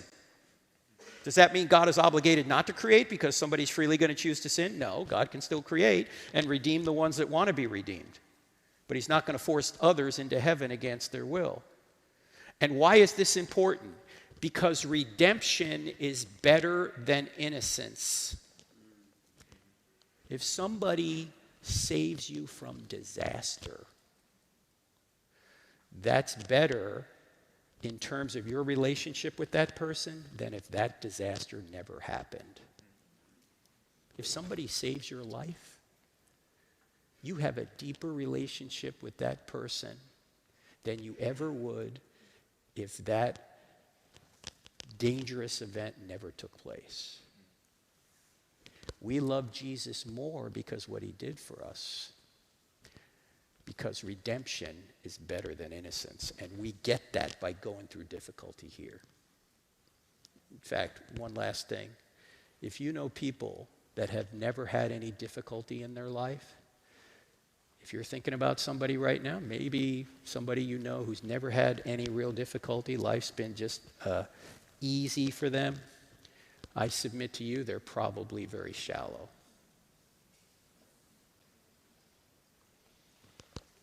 Make sense? Thank you. Thank Yeah. you. Yes, sir. Hey, what's your name? Jared. Jared, go ahead. Get a little closer to the mic if you would, Jared. So my question's more so regarding the law of causality. Uh-huh. So David Hume, he gave a famous critique of the law of causality using a billiard ball analogy. It's basically summing the argument down. We're more an observation of a cause and effect rather than there is a true cause and there is a true effect. Now, I am a Christian. It's just I would kind of want to see your perspective. Are you talking about David Hume's critique? Yes, David Hume's critique, yes. Okay, well, first of all, David Hume never denied the law of causality. He never said, his exact quote was something like, by the way, David Hume is a skeptic that died in 1776, and he was really the only true atheist of the Enlightenment philosopher. And he tried to say miracles are not credible, and that some people thought he was somehow dissing the law of causality or contradicting the law of causality, and he said, I never made such an absurd proposition that the law of causality did not hold. I'm paraphrasing, okay? What he tried to say was that you only know cause and effect by observation and result. Okay, fine. You know that by observation and result. But when you hit a billiard ball into another ball, you know what caused that second billiard ball to move, all right? If there is no cause and effect, then you can't know anything about anyone or anything, because that's how we know. We know things by our minds that have these laws of logic understood because our minds are made to understand the laws of logic, and then we use our sense data to gather information and run them through those laws of logic to make valid observations or conclusions about the real world. That's how we know things. And so, despite the fact that Hume created some skepticism, at the end of the day, he did not deny the law of causality. And if he did, I would say to him, what caused you to come to that conclusion? If nothing caused him to come to that conclusion, why should we believe it? Even using reasoning, we need the law of causality. Right. Like the classic syllogism, all men are mortal, Socrates is a man, therefore Socrates is mortal. Do you know there's no material connection between those two premises and the conclusion? But it follows. Why? Because the law of causality follows even in logical claims. That if all men are mortal and Socrates is a man, the conclusion follows. So the law of causality holds, and whenever somebody denies the law of causality, I always ask them, what caused you to come to that conclusion? All right? All right, thank you. Yes, sir, what's your name? My name is Guy. Guy, go ahead, sir. I have a two-part question, if you don't mind. Yes, sir. Do you believe, based on the biblical signs, that we're living in the end times? I'm not on the planning committee, I'm on the welcoming committee. I believe that we've been in the end times since Paul. And there's nothing on the prophetic calendar that needs to happen for Jesus to come back.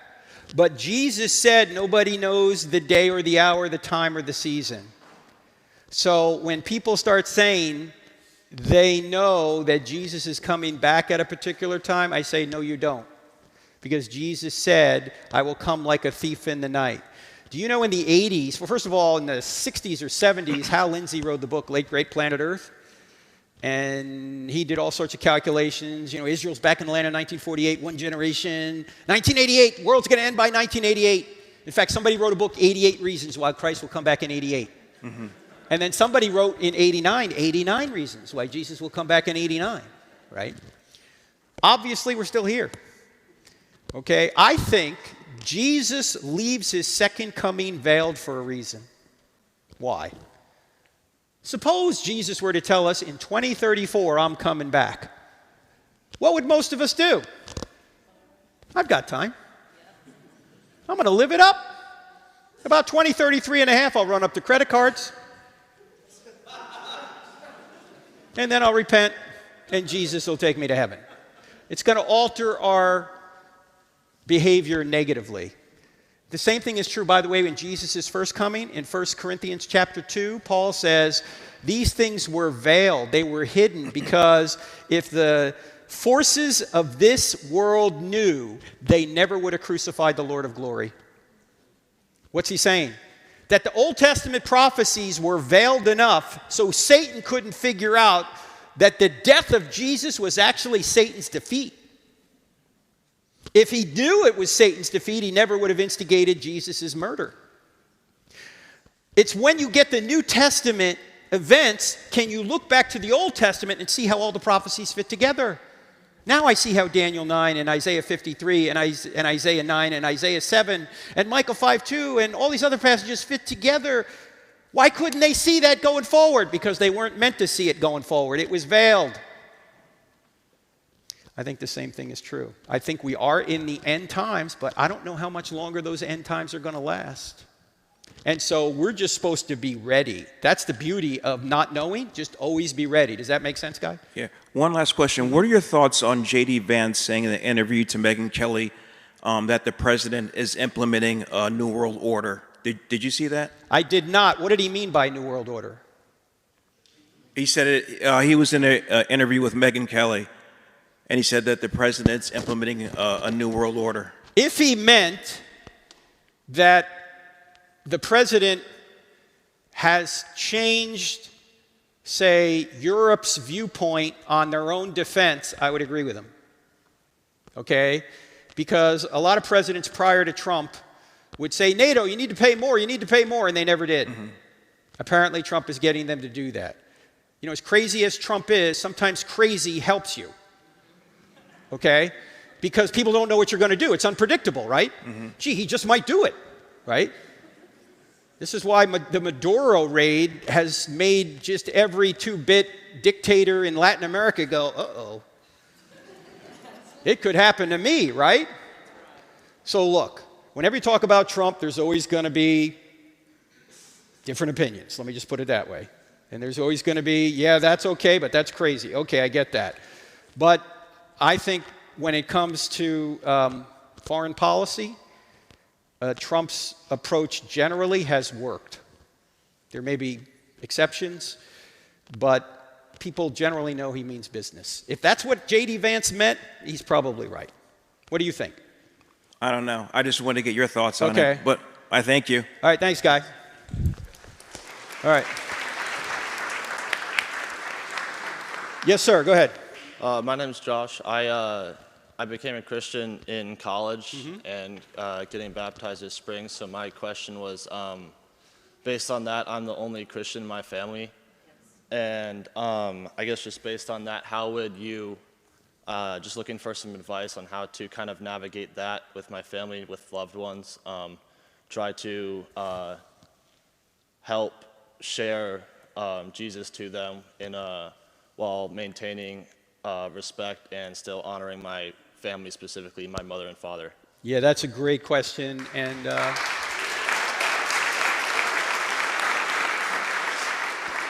always honor your mother and father, because that's a command. And if you say that I can only honor my mother and father if they never do anything wrong, you'll never honor anybody, right? We're all fallen. I think questions are very helpful. Mom, Dad, if Christianity really were true, maybe you can modify that question, because they may already consider themselves Christians sort of in the moral sense. Well, you know, I believe in God and I'm not a Muslim, so yeah, I'm a Christian. Okay. Maybe changing the question to this, Josh, maybe saying, if Jesus really did predict and accomplish his own resurrection from the dead to prove he was God, would you follow him? And see what they say. Okay. I want to ask a question. I just want to know. I think obviously with family it's more difficult, because family knows better than any of us how depraved we are, how hard we are all to live with, right? Oh, you claim to be a Christian, Josh. How come your room still isn't clean? You know, I mean, that kind of stuff, right? You know, you're not going to be perfect. If you have to be perfect to represent Jesus, we wouldn't need Jesus. So we're all fallen, and we all need a Savior. And I think one of the things we want to communicate to people is, we're no better than anyone else in terms of winning favor with God, because Christianity is not about achieving your salvation, it's about receiving your salvation. Christ achieved it all. So it's been said this way, that evangelism is just one beggar showing another beggar where the food is. That's all you're doing. You're just showing mom and dad where the food is. But I think that, and look, I had the same issues in my household. I became the religious one, right? It was a long process. For my dad, it was really on his deathbed. In fact, I remember we had hospice at the house. There's a hospice nurse sitting on the couch, and are we going to go through another blood transfusion? You know, what are we going to do? And he looked at the hospice nurse and he said, I've been talking to my son, and he's convinced me that I'll be with Jesus. So, no more treatment. And so that he was gone maybe 3 weeks later. So, just be patient. And don't expect your father or your mother or your siblings to believe what you believe right now, because you didn't even believe what you believe right now last year, right? Yeah. Give them some grace. Also serve them. Do whatever you can to serve them. And if you demonstrate the love of Christ, it may soften their heart. And always pray, always ask questions, and then wait. Just wait. Sometimes people only look up when they're on their back, like on their deathbed. Does that make sense? Yeah. All right. Thank you, sir. Thanks, Josh.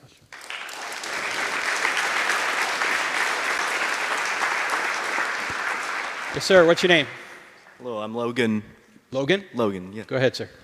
So I know we've talked about how Christians should be effective at defending the faith intellectually. 1 Peter 3:15 has been a verse that's really resonated with me, how we should treat those who question our faith with gentleness and respect. Yes. And that's really resonated with me. To that end, my question is there anything specific I should think about when testifying or otherwise evangelizing, God willing, to my Jewish friends? Oh, yes. By the way, this is the passage you were talking about. Always be ready to give an answer to everyone who asks you to give the reason for the hope that you have, but do this with gentleness and respect. And the gentleness and respect thing is hard for me because I'm originally from New Jersey. All right? But yeah, you have to do that. Now, with your Jewish friends, I would ask them similar questions. If Jesus really did rise from the dead to prove he was God, would you follow him? And I would also ask them if they believe that Tanakh is true, the Old Testament. If they say yes, I might go to Isaiah chapter 53 and read it to them without telling them where it is. And if they read it, or you read it to them, and then you ask them, who is this about? They're probably going to say it's about Jesus, but it must be in the New Testament, when in reality it's in the Old Testament. In fact, we have a story, and I don't have enough faith to be an atheist, where a Jewish young man who played on the UCLA Rose Bowl team in 1965, Barry Leventhal, came to faith because Hal Lindsey, the guy that wrote that book, Late Great Planet Earth, was the Campus Crusade director at UCLA in the 60s, and he approached Barry after the Super Bowl, the Rose Bowl victory had faded, and he basically pointed out that the Old Testament points to Jesus, and Barry didn't believe him. Barry said, "You've got a trick Bible there to fool the Jews." And Hal said, "No, this is in your Tanakh, Barry. Go home and read your Tanakh." And when Barry went home and read his Tanakh, and he read the passages that Hal had given him, he intellectually knew Jesus was the Messiah. He knew that it was true, but he didn't believe in Jesus yet, because he immediately thought, what are my parents going to say? What's my Jewish fraternity going to say? What are my friends going to think?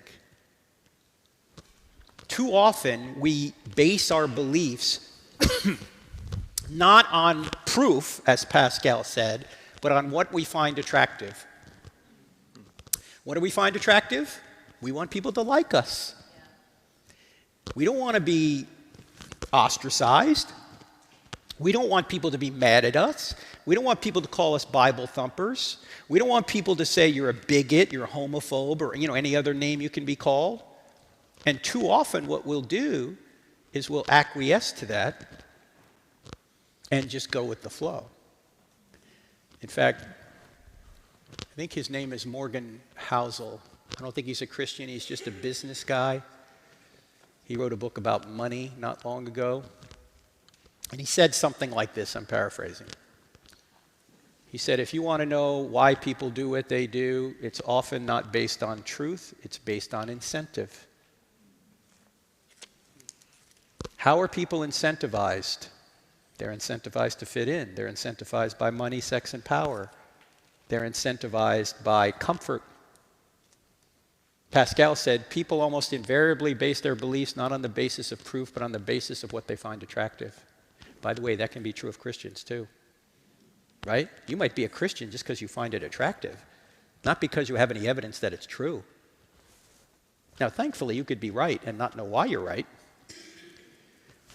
But this is why we ought to take this passage, and just common sense tells us to do this. Why should you be a Christian and not an atheist?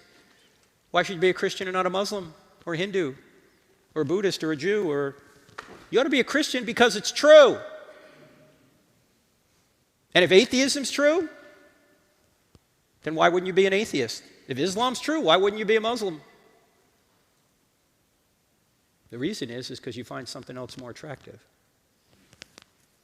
So I would try and figure out what's really the incentive behind them if they answer the question, if Jesus really rose from the dead, would you follow him? If they say no, what's the incentive? But again, it's going to be a long process. There is a YouTube channel. No, it's a YouTube channel, but it's also a website. Go to this website called realmessiah.com. Realmessiah.com. Because if you have a Jewish friend who believes in the Tanakh, they're going to have objections to Jesus being the Messiah. And this website, realmessiah.com, answers those objections. Does that make sense? Yes, sir. Thanks, Logan. Thank you very much. You're being an inspiration. Thank you, sir. Yes, sir. What's your name? My name's Tyler. Hey, Frank, Tyler. I just want to thank you for your ministry very much. I'm a full-time evangelist. Your ministry has really equipped me to be able to share the gospel more with others, especially at UNC, just right down the road. Oh, good. And one of our ministries, we open Q&As just like this one. And atheists, they come to our table every week. And a really common question that they have for me, which I feel like I'm not really equipped to answer, is what science, or really they argue with me. I take them to the origin argument, and they argue with me about the universe being eternal, that it has no beginning. They quote the B theory of time. And I'm just kind of, my question for you is, what scientific evidence do we have that indicates the universe has a beginning? I always take them to the first. What scientific evidence do we have? Yes, what scientific evidence do we have that the universe has a beginning? All right. First of all, I'm going to give you philosophical evidence first, because philosophical evidence doesn't change if it's properly understood, but scientific evidence might. I want you to look at this timeline here, right? Here's the timeline where you've got, there's yesterday, there's the day before yesterday, there's last week, right? Here's the question. Can this timeline be infinite into the past? Anyone? Yes, but not here, not counting Earth, our solar system, somewhere else. There's time somewhere else? Well, we are only aware of what's happening here on Earth, right here, right now, all the way to the next amount of years in the past. Right, but this universe right here has a time to it, right? Could there be, in other words, could there be an infinite number of days before today? No, why not? What's that? Yeah, we would never get to this day, today, if there were an infinite number of days before today, because you'd always have to live another day before you got to that day. But since today is here, there can only be a finite number of days before today. If there's a finite number of days before today, then time had a beginning. And if time had a beginning, whatever created time must be outside of time, which means that being is timeless, which answers the question, who made this being? Nobody. He's unmade because he's outside of time, which means he didn't have a beginning. If he didn't have a beginning, he didn't have a beginner. You can't go on an infinite regress of causes. There's got to be an uncaused first cause somewhere. And this is called the Kalam cosmological argument. So you can forget the science for a minute, although this is congruent with the science, because as Einstein's theory of general relativity pointed out, space, time, and matter are correlative. They came into existence together. So when space-time was created, there was nothing chronological before then because there was no time. Time, space, or space-time and matter came into existence instantaneously, together. And this makes sense, right? Why? Because how could you have matter if you had no space, no place to put it, right? It had to come into existence together. So space-time and matter are correlative. Here are 5 lines of evidence from science the universe had a beginning. Surge, S-U-R-G-E. This is all in the book. I don't have enough faith to be an atheist. Do you have the book? No. You can't be saved unless you read the book. Look, I don't make the rules, okay? All right. But in chapter 3, we cover second law, universe expanding, radiation afterglow, great galaxy seeds, Einstein. Here's the one sentence for each one of these. Second law of thermodynamics says the universe is running out of energy, usable energy. If the universe was eternal, we'd have run out of energy a long time ago. Since we haven't, the universe had a beginning. Okay, there's other aspects to it as well. The universe is expanding. Hubble saw the galaxies moving away from us due to the redshift in the light. If you go back in time, they all collapse back to a point. Mathematically, density, space-time goes to 0. So once there was nothing, and then the space-time continuum leapt into existence. In fact, you can think of this as a balloon that has dots on it. When you blow up the balloon, all the galaxies or all the dots move away from one another. That's what's going on with regard to the universe. The R stands for the radiation afterglow. That's the remnant heat from the Big Bang explosion. It's still out there. It was discovered by Penzias and Wilson in 1965, for which they won Nobel Prizes later for that in physics. The G stands for the great galaxy seeds. Those are temperature variations in the radiation afterglow that allowed the galaxies to form in the early universe. And E is Einstein's theory of general relativity. Those 5 lines of evidence are having just about all scientists admitting space-time and matter had a beginning. Okay? Even if all that's wrong, this still stands. Science is tentative. Scientific theories go in and out all the time. Although I will say this, the standard Big Bang cosmology has stood the test of time. There's all sorts of different theories that have come along in the past half century to try and disprove it, and they've all failed. As it stands now, the standard Big Bang cosmology looks correct. Could that change later? It could. Does that make sense? I'll get the book. Thanks, Tyler. Yep, you got to get the book and get saved. See you next time. All right. Yes, sir. What's your name? Hi, my name is Sonny. Say again? Sonny. Sonny, go ahead. Yep. I was just curious. I talk with my friends a lot, and one of the things they always bring up is God of the gaps. Yes. Like they ascribe, if you argue about consciousness, that it's somehow related to the supernatural or reason or the origin of the universe. Mm-hmm. They'll say God of the gaps. I was just curious, what is something that you would say? Okay, when somebody says something, it's not your job to refute what they say. It's their job to support what they say. So let's take the origin of the universe. We're just talking about that, right?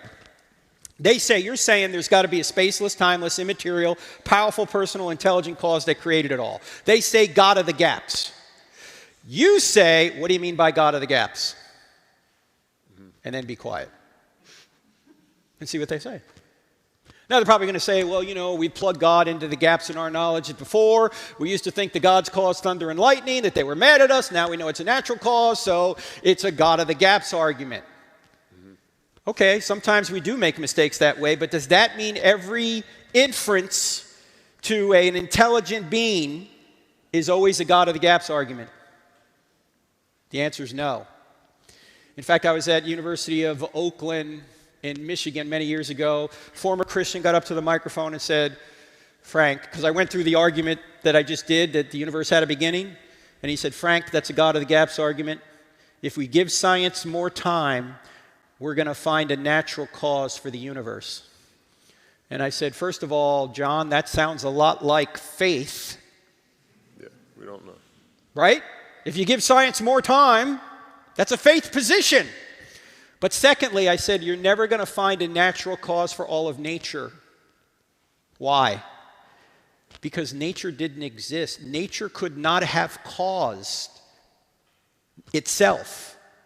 There must be something that transcends nature. For me to say, if I were to say, if you give me enough time, I'll figure out a natural cause for the universe, would be like me saying, if you give me enough time, I'll figure out that one day I'll figure out that I gave birth to my own mother.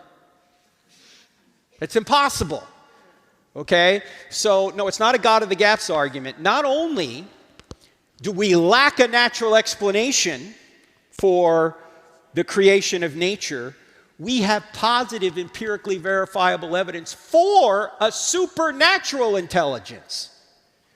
Because if the entire universe came into existence out of nothing, and it's fine-tuned, and it is, we have positive evidence there's a being beyond the universe that's spaceless, timeless, and immaterial, and powerful, personal, intelligent, that has the capacity to create and fine-tune this universe. The same thing is true in life.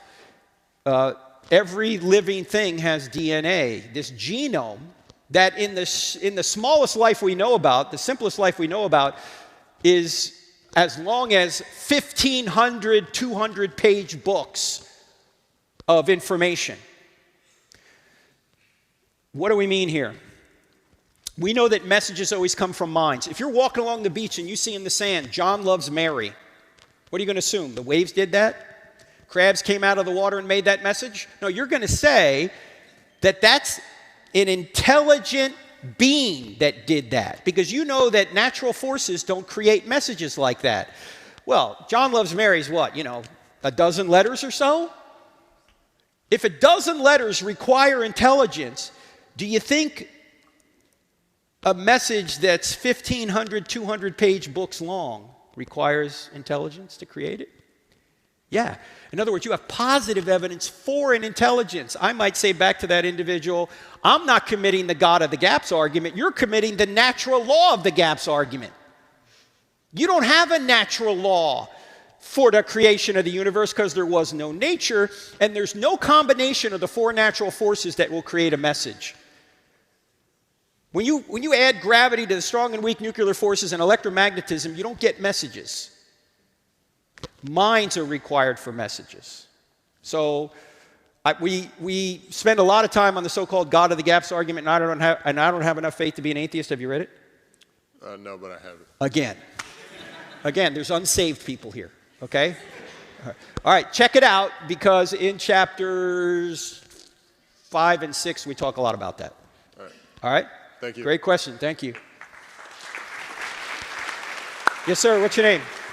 My name is Blake. Blake, go ahead, sir. I have a question that sort of goes back to believing in, believing that. Okay. I wanted to hear your thoughts on an argument I've heard that goes something like, if you have faith in something, we'll take the resurrection, for example, then there's one of two things can be true. You have faith because of the evidence, so you're using reason and logic to come to that conclusion, or you have faith but in spite of the evidence. I just wanted to hear your thoughts on that. Like, what's the relationship between faith and reason? Oh, faith and reason. Well, faith and reason are not at odds. The opposite of faith is not reason. The opposite of faith, let's use the term in Greek, means trust. The opposite of trust is distrust. And the opposite of reason is irrationality. Right. So the two are not at odds. What they're trying to do is make them at odds. But atheists have faith. Atheists have faith. Here are 10 things atheists have faith in, they have no explanation for. Creation of the universe, fine-tuning of the universe, creation of life, new life forms, laws of logic, laws of mathematics, laws of morality, the evidence surrounding the Old Testament prophecies, the evidence for Jesus, and I'm forgetting one other one, okay? They don't have good evidence they don't have evidence that those things could be explained without some intelligence. Let me put it that way. And yet they believe them. In fact, is there any evidence that something can come from nothing without a cause? No, but atheists believe that. In fact, atheists believe in at least one miracle. What's the evidence? That the whole universe came into existence out of nothing, by nothing, without a cause. Is there any evidence for that? No. Yet they believe it. So the opposite of faith is not reason, and the opposite of reason is not faith. Everybody, let me back up and point out that the proper definition of faith is trusting in what you have good evidence to believe. Trusting in what you have good evidence to believe. The common definition of faith that someone like Richard Dawkins would use, and maybe we would use colloquially, is believing something without evidence, or in spite of the evidence. Yeah. Well, if that's the case, it's the atheists that have all the faith. Okay? Am I 100% certain Christianity is true? No. I could be wrong. But I'm certain beyond a reasonable doubt. And you don't live life on 100% certainty. If you did, you wouldn't even be in this room. This is an old building. It could collapse at any minute. Are you certain it won't? No. When you go home tonight, are you certain you're going to get there? No. You could be killed on the way home. When you go on a campus, are you certain somebody's not going to shoot you? No. When you marry somebody, are you certain it's going to work out? No.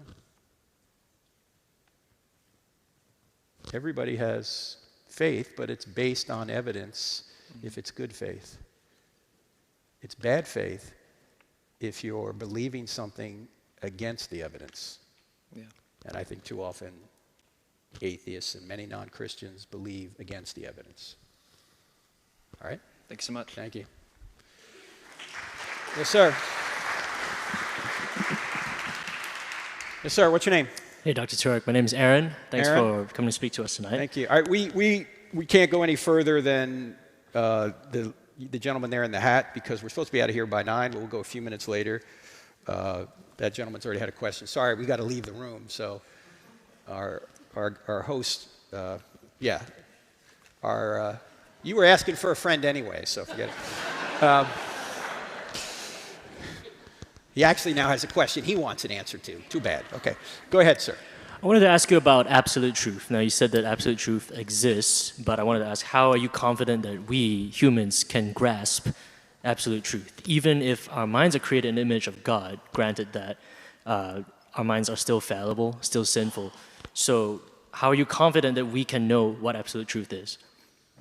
Well, we might not be able to know absolute truth absolutely, but we can apprehend it even if we can't completely comprehend it. Like you can stand in front of an ocean and apprehend there's an ocean in front of you, even if you can't completely comprehend everything going on in that ocean. This is true with God, right? You can apprehend there's a creator and a designer, even if you can't completely comprehend everything about that creator and designer. This is why God, by the way, is the only perpetual novelty. You'll never know enough about God. He's an infinite being.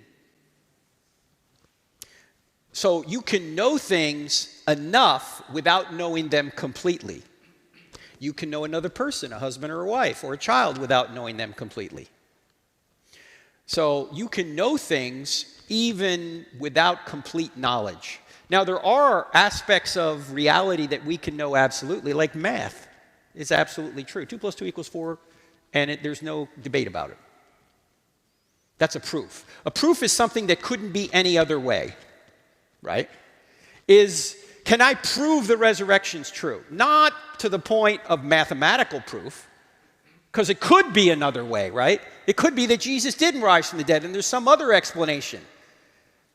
But I think there's evidence beyond a reasonable doubt that Jesus did rise from the dead. And as I said earlier, you don't base your life on absolute proof. You base your life on probability. And so, yes, there are some things we can learn, like the laws of logic. They couldn't be any other way. The laws of mathematics, they couldn't be any other way. In fact, you use those things to learn everything else. But other aspects of reality we often take on probability. Make sense? Yeah. I like what you said about surge for the beginning of the universe. Is there a surge for Jesus rising from the dead? You mean evidence? Like a 5-point rundown. Okay, yeah, they all begin with the letter E, though. And probably when we get to northern Florida on Thursday, we'll explain those. There's early testimony, there's eyewitness testimony, there's embarrassing testimony, there's excruciating testimony, meaning that these people died for it when they could have saved themselves by saying it never happened. There's also expected testimony. In other words, Old Testament prophecy shows that this event was going to happen at some point in the future. There's also enemy testimony. You get enemy testimony from, say, non-Christian writers that say things that are true about Christianity even though they don't believe them. Right? So enemy testimony. You get the Jews saying, yeah, they stole the body. Even there's an early Jewish source saying, yeah, the disciples stole the body. Why is that enemy testimony? Because the Jews didn't want Christianity to be true, but they're giving testimony that helps the Christian case. Why would there be a Jewish explanation for an empty tomb if the tomb wasn't empty? There wouldn't be, right? And there's a few other that begin with the letter E as well. So I use E's for that one. And if you want to see those, we've presented that before on college campus events. So you could go back on the YouTube channel and see some of that. All right? Okay, thank you. All right, thank you. Yes, sir. What's your name? My name is Brett. Hey, Brett. This is something I wanted to ask you where you do this for a living, obviously, but I don't. I'm a college student, you know that, but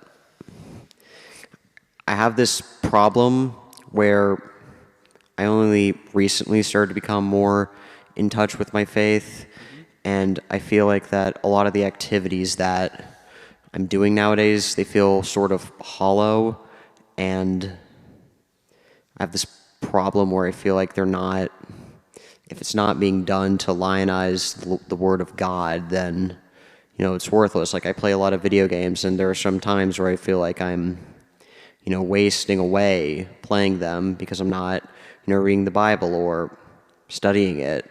So I want to know how you deal with, you know, trying to balance praising God, learning about God, and doing things that you enjoy doing or used to enjoy doing. Yeah, that's another great question. Thanks for that question, Brad. First of all, there's nothing necessarily wrong by itself playing a game. We all enjoy games. If you don't play video games, maybe you watch football games, right? Or, you know, you're doing something else to recreate or to get some refreshment rather than work all the time. So those periods where you're doing that, as long as they're not taking away from other responsibilities that you ought to be doing at that time, that's okay.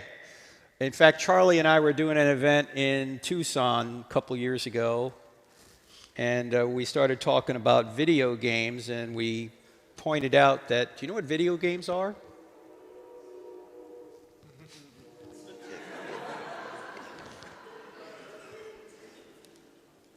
It does that? Is there like a train like right outside this room? Oh.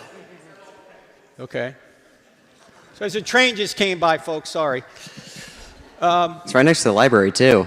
What's that? It's right next to the library, too. Right next to the library. That's helpful. We were pointing out that, you know what video games are? They are simulated adventure. And men who have no clear direction in life still want adventure, but they don't know where to get it, so they resort to video games.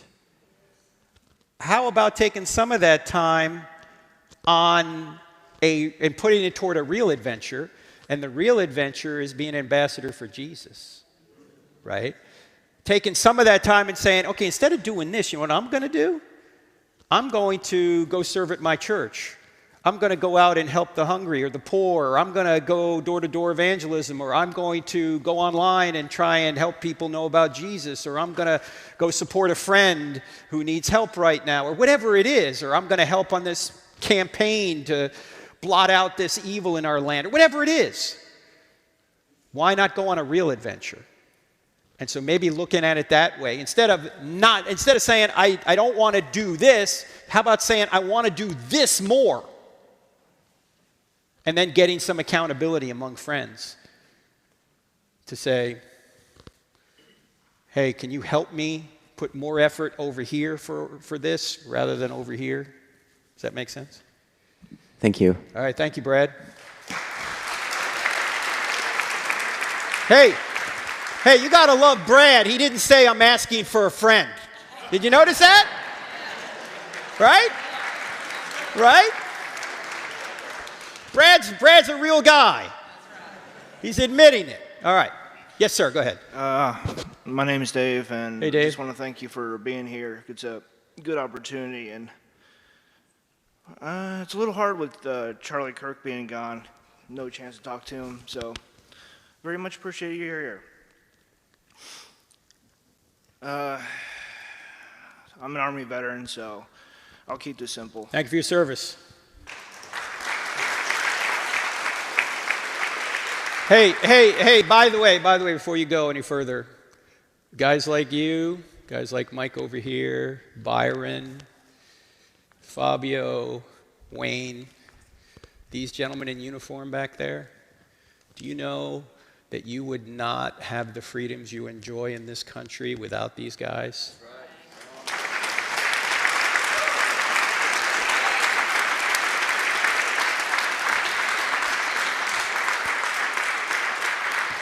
The ground of civilization vocationally is law enforcement. If you don't have law enforcement, you can't have a business, not a safe one. You can't have an economy, not a safe one. You can't have a homestead, not a safe one. You can't go to a restaurant and be safe. You can't go out in public and be safe. Does law enforcement make mistakes sometimes? Of course. But I'm so tired of people taking little clips off the internet and universalizing them and saying all law enforcement is bad.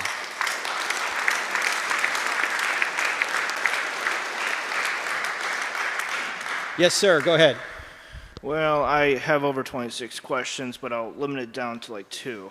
All right. Well, try one first, because I probably won't be able to answer that one. But go ahead. I wanted to ask if there was time afterwards to ask some of the other ones, the more personal ones.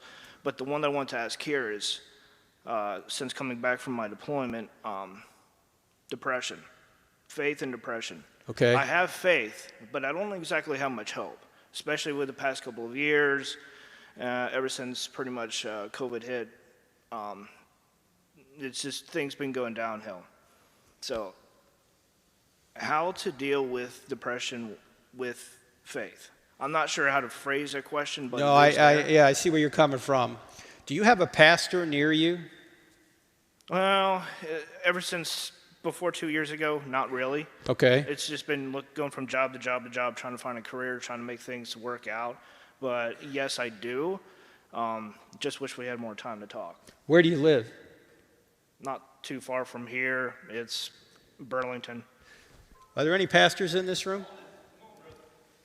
I work in ministry. We have Hope Church right in West Davie Street. If you'll stick around for Can you, what's your name, sir? Alden. Alden. Yes, sir. And your name again, sir? Dave. Dave and Alden? We need a connection here. Okay, because unfortunately, I don't live in this area, and I mean, I live down near Charlotte, but, and I'm not a pastor because I have no patience. But Dave, everybody has different gifts, and let me say this, depression is not a sin. You know, why is it if somebody has something that goes wrong with them say goes wrong with their brain or mind, we treat people like they're anathema. But if something goes wrong with their knee, we don't go, man, you're a sinner. Okay? So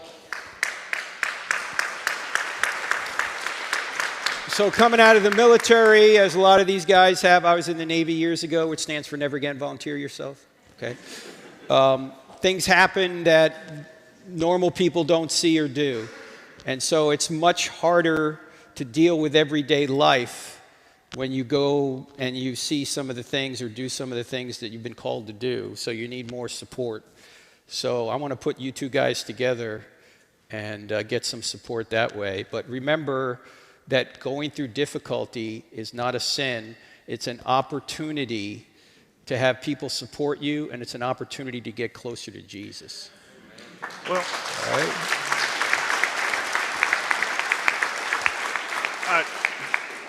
Neither is breaking nor failing a sin. That's right. The problem there is when you go too far and you overextend, it feels like, depends on who's criticizing. It does depend on whether or not it's a sin or it's something worse. So I want to say, like, a lot of this has just been confusing to work through and trying to figuring out what needs to be replaced and what needs to be strengthened. Faith-wise, anyway. Yes, yes. So getting together with a group of men in particular who can help you and you can hold one another accountable and have some fellowship, that's one of the ways forward. So thank you, Dave. Thanks for being here. All right.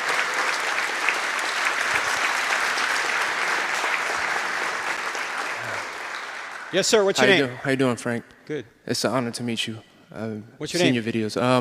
Oscar. Oscar, go ahead, sir.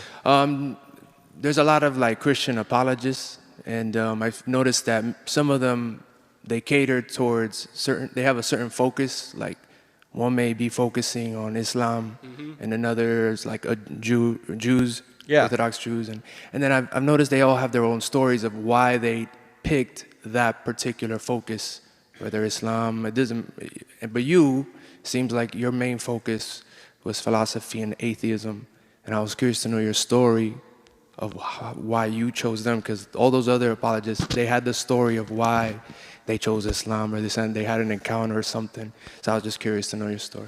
Yeah, the short answer is I grew up in New Jersey, and I was Catholic because it's the law.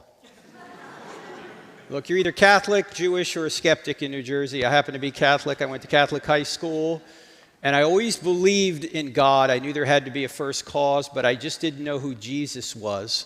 And it wasn't until I went into the Navy, when I was down in Navigator School in Pensacola, Florida, did I meet the son of a Methodist minister, and I had so many questions for him. He finally said, look, you just need to get Josh McDowell books.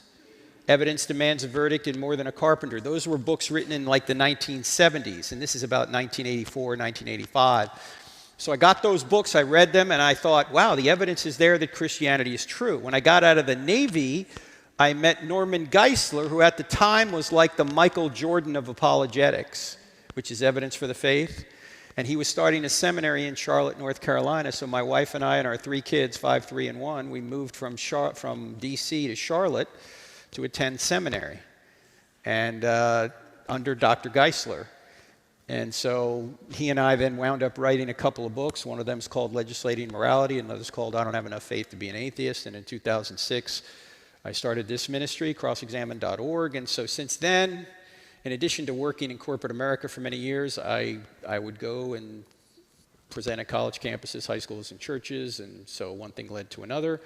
And then in 2011, I was doing work for Cisco and Bank of America, and they found out I wrote a book called Correct, Not Politically Correct, How Same-Sex Marriage Hurts Everyone. And in the name of inclusion, tolerance, and diversity, they did not collude or tolerate me for having a diverse view. So they fired me, so I went public with it and said they're all about inclusion, tolerance, and diversity, which apparently for them means unless you agree with us, we'll hurt you. So I was radioactive for corporate America, so then I started doing this full time. So here we are. There you go. All right. All right.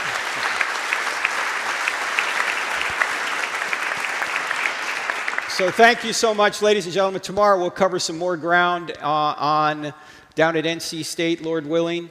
It'll be live streamed on our YouTube channel and X and some other places. And then the night after that, we'll probably do more New Testament from Northern Florida University, or University of North Florida. And there she is. Come on up here. Come on up here, Brooke. This is Brooke Gustafson, who is hosting this whole thing. She's going to close us out. Go ahead. Thank you, and our Frank. book's up here. Tell them our Yes, book's I'll tell up them here. all about that. Thank you so much. I don't know about you guys, but that was just an incredible night. Thank you again.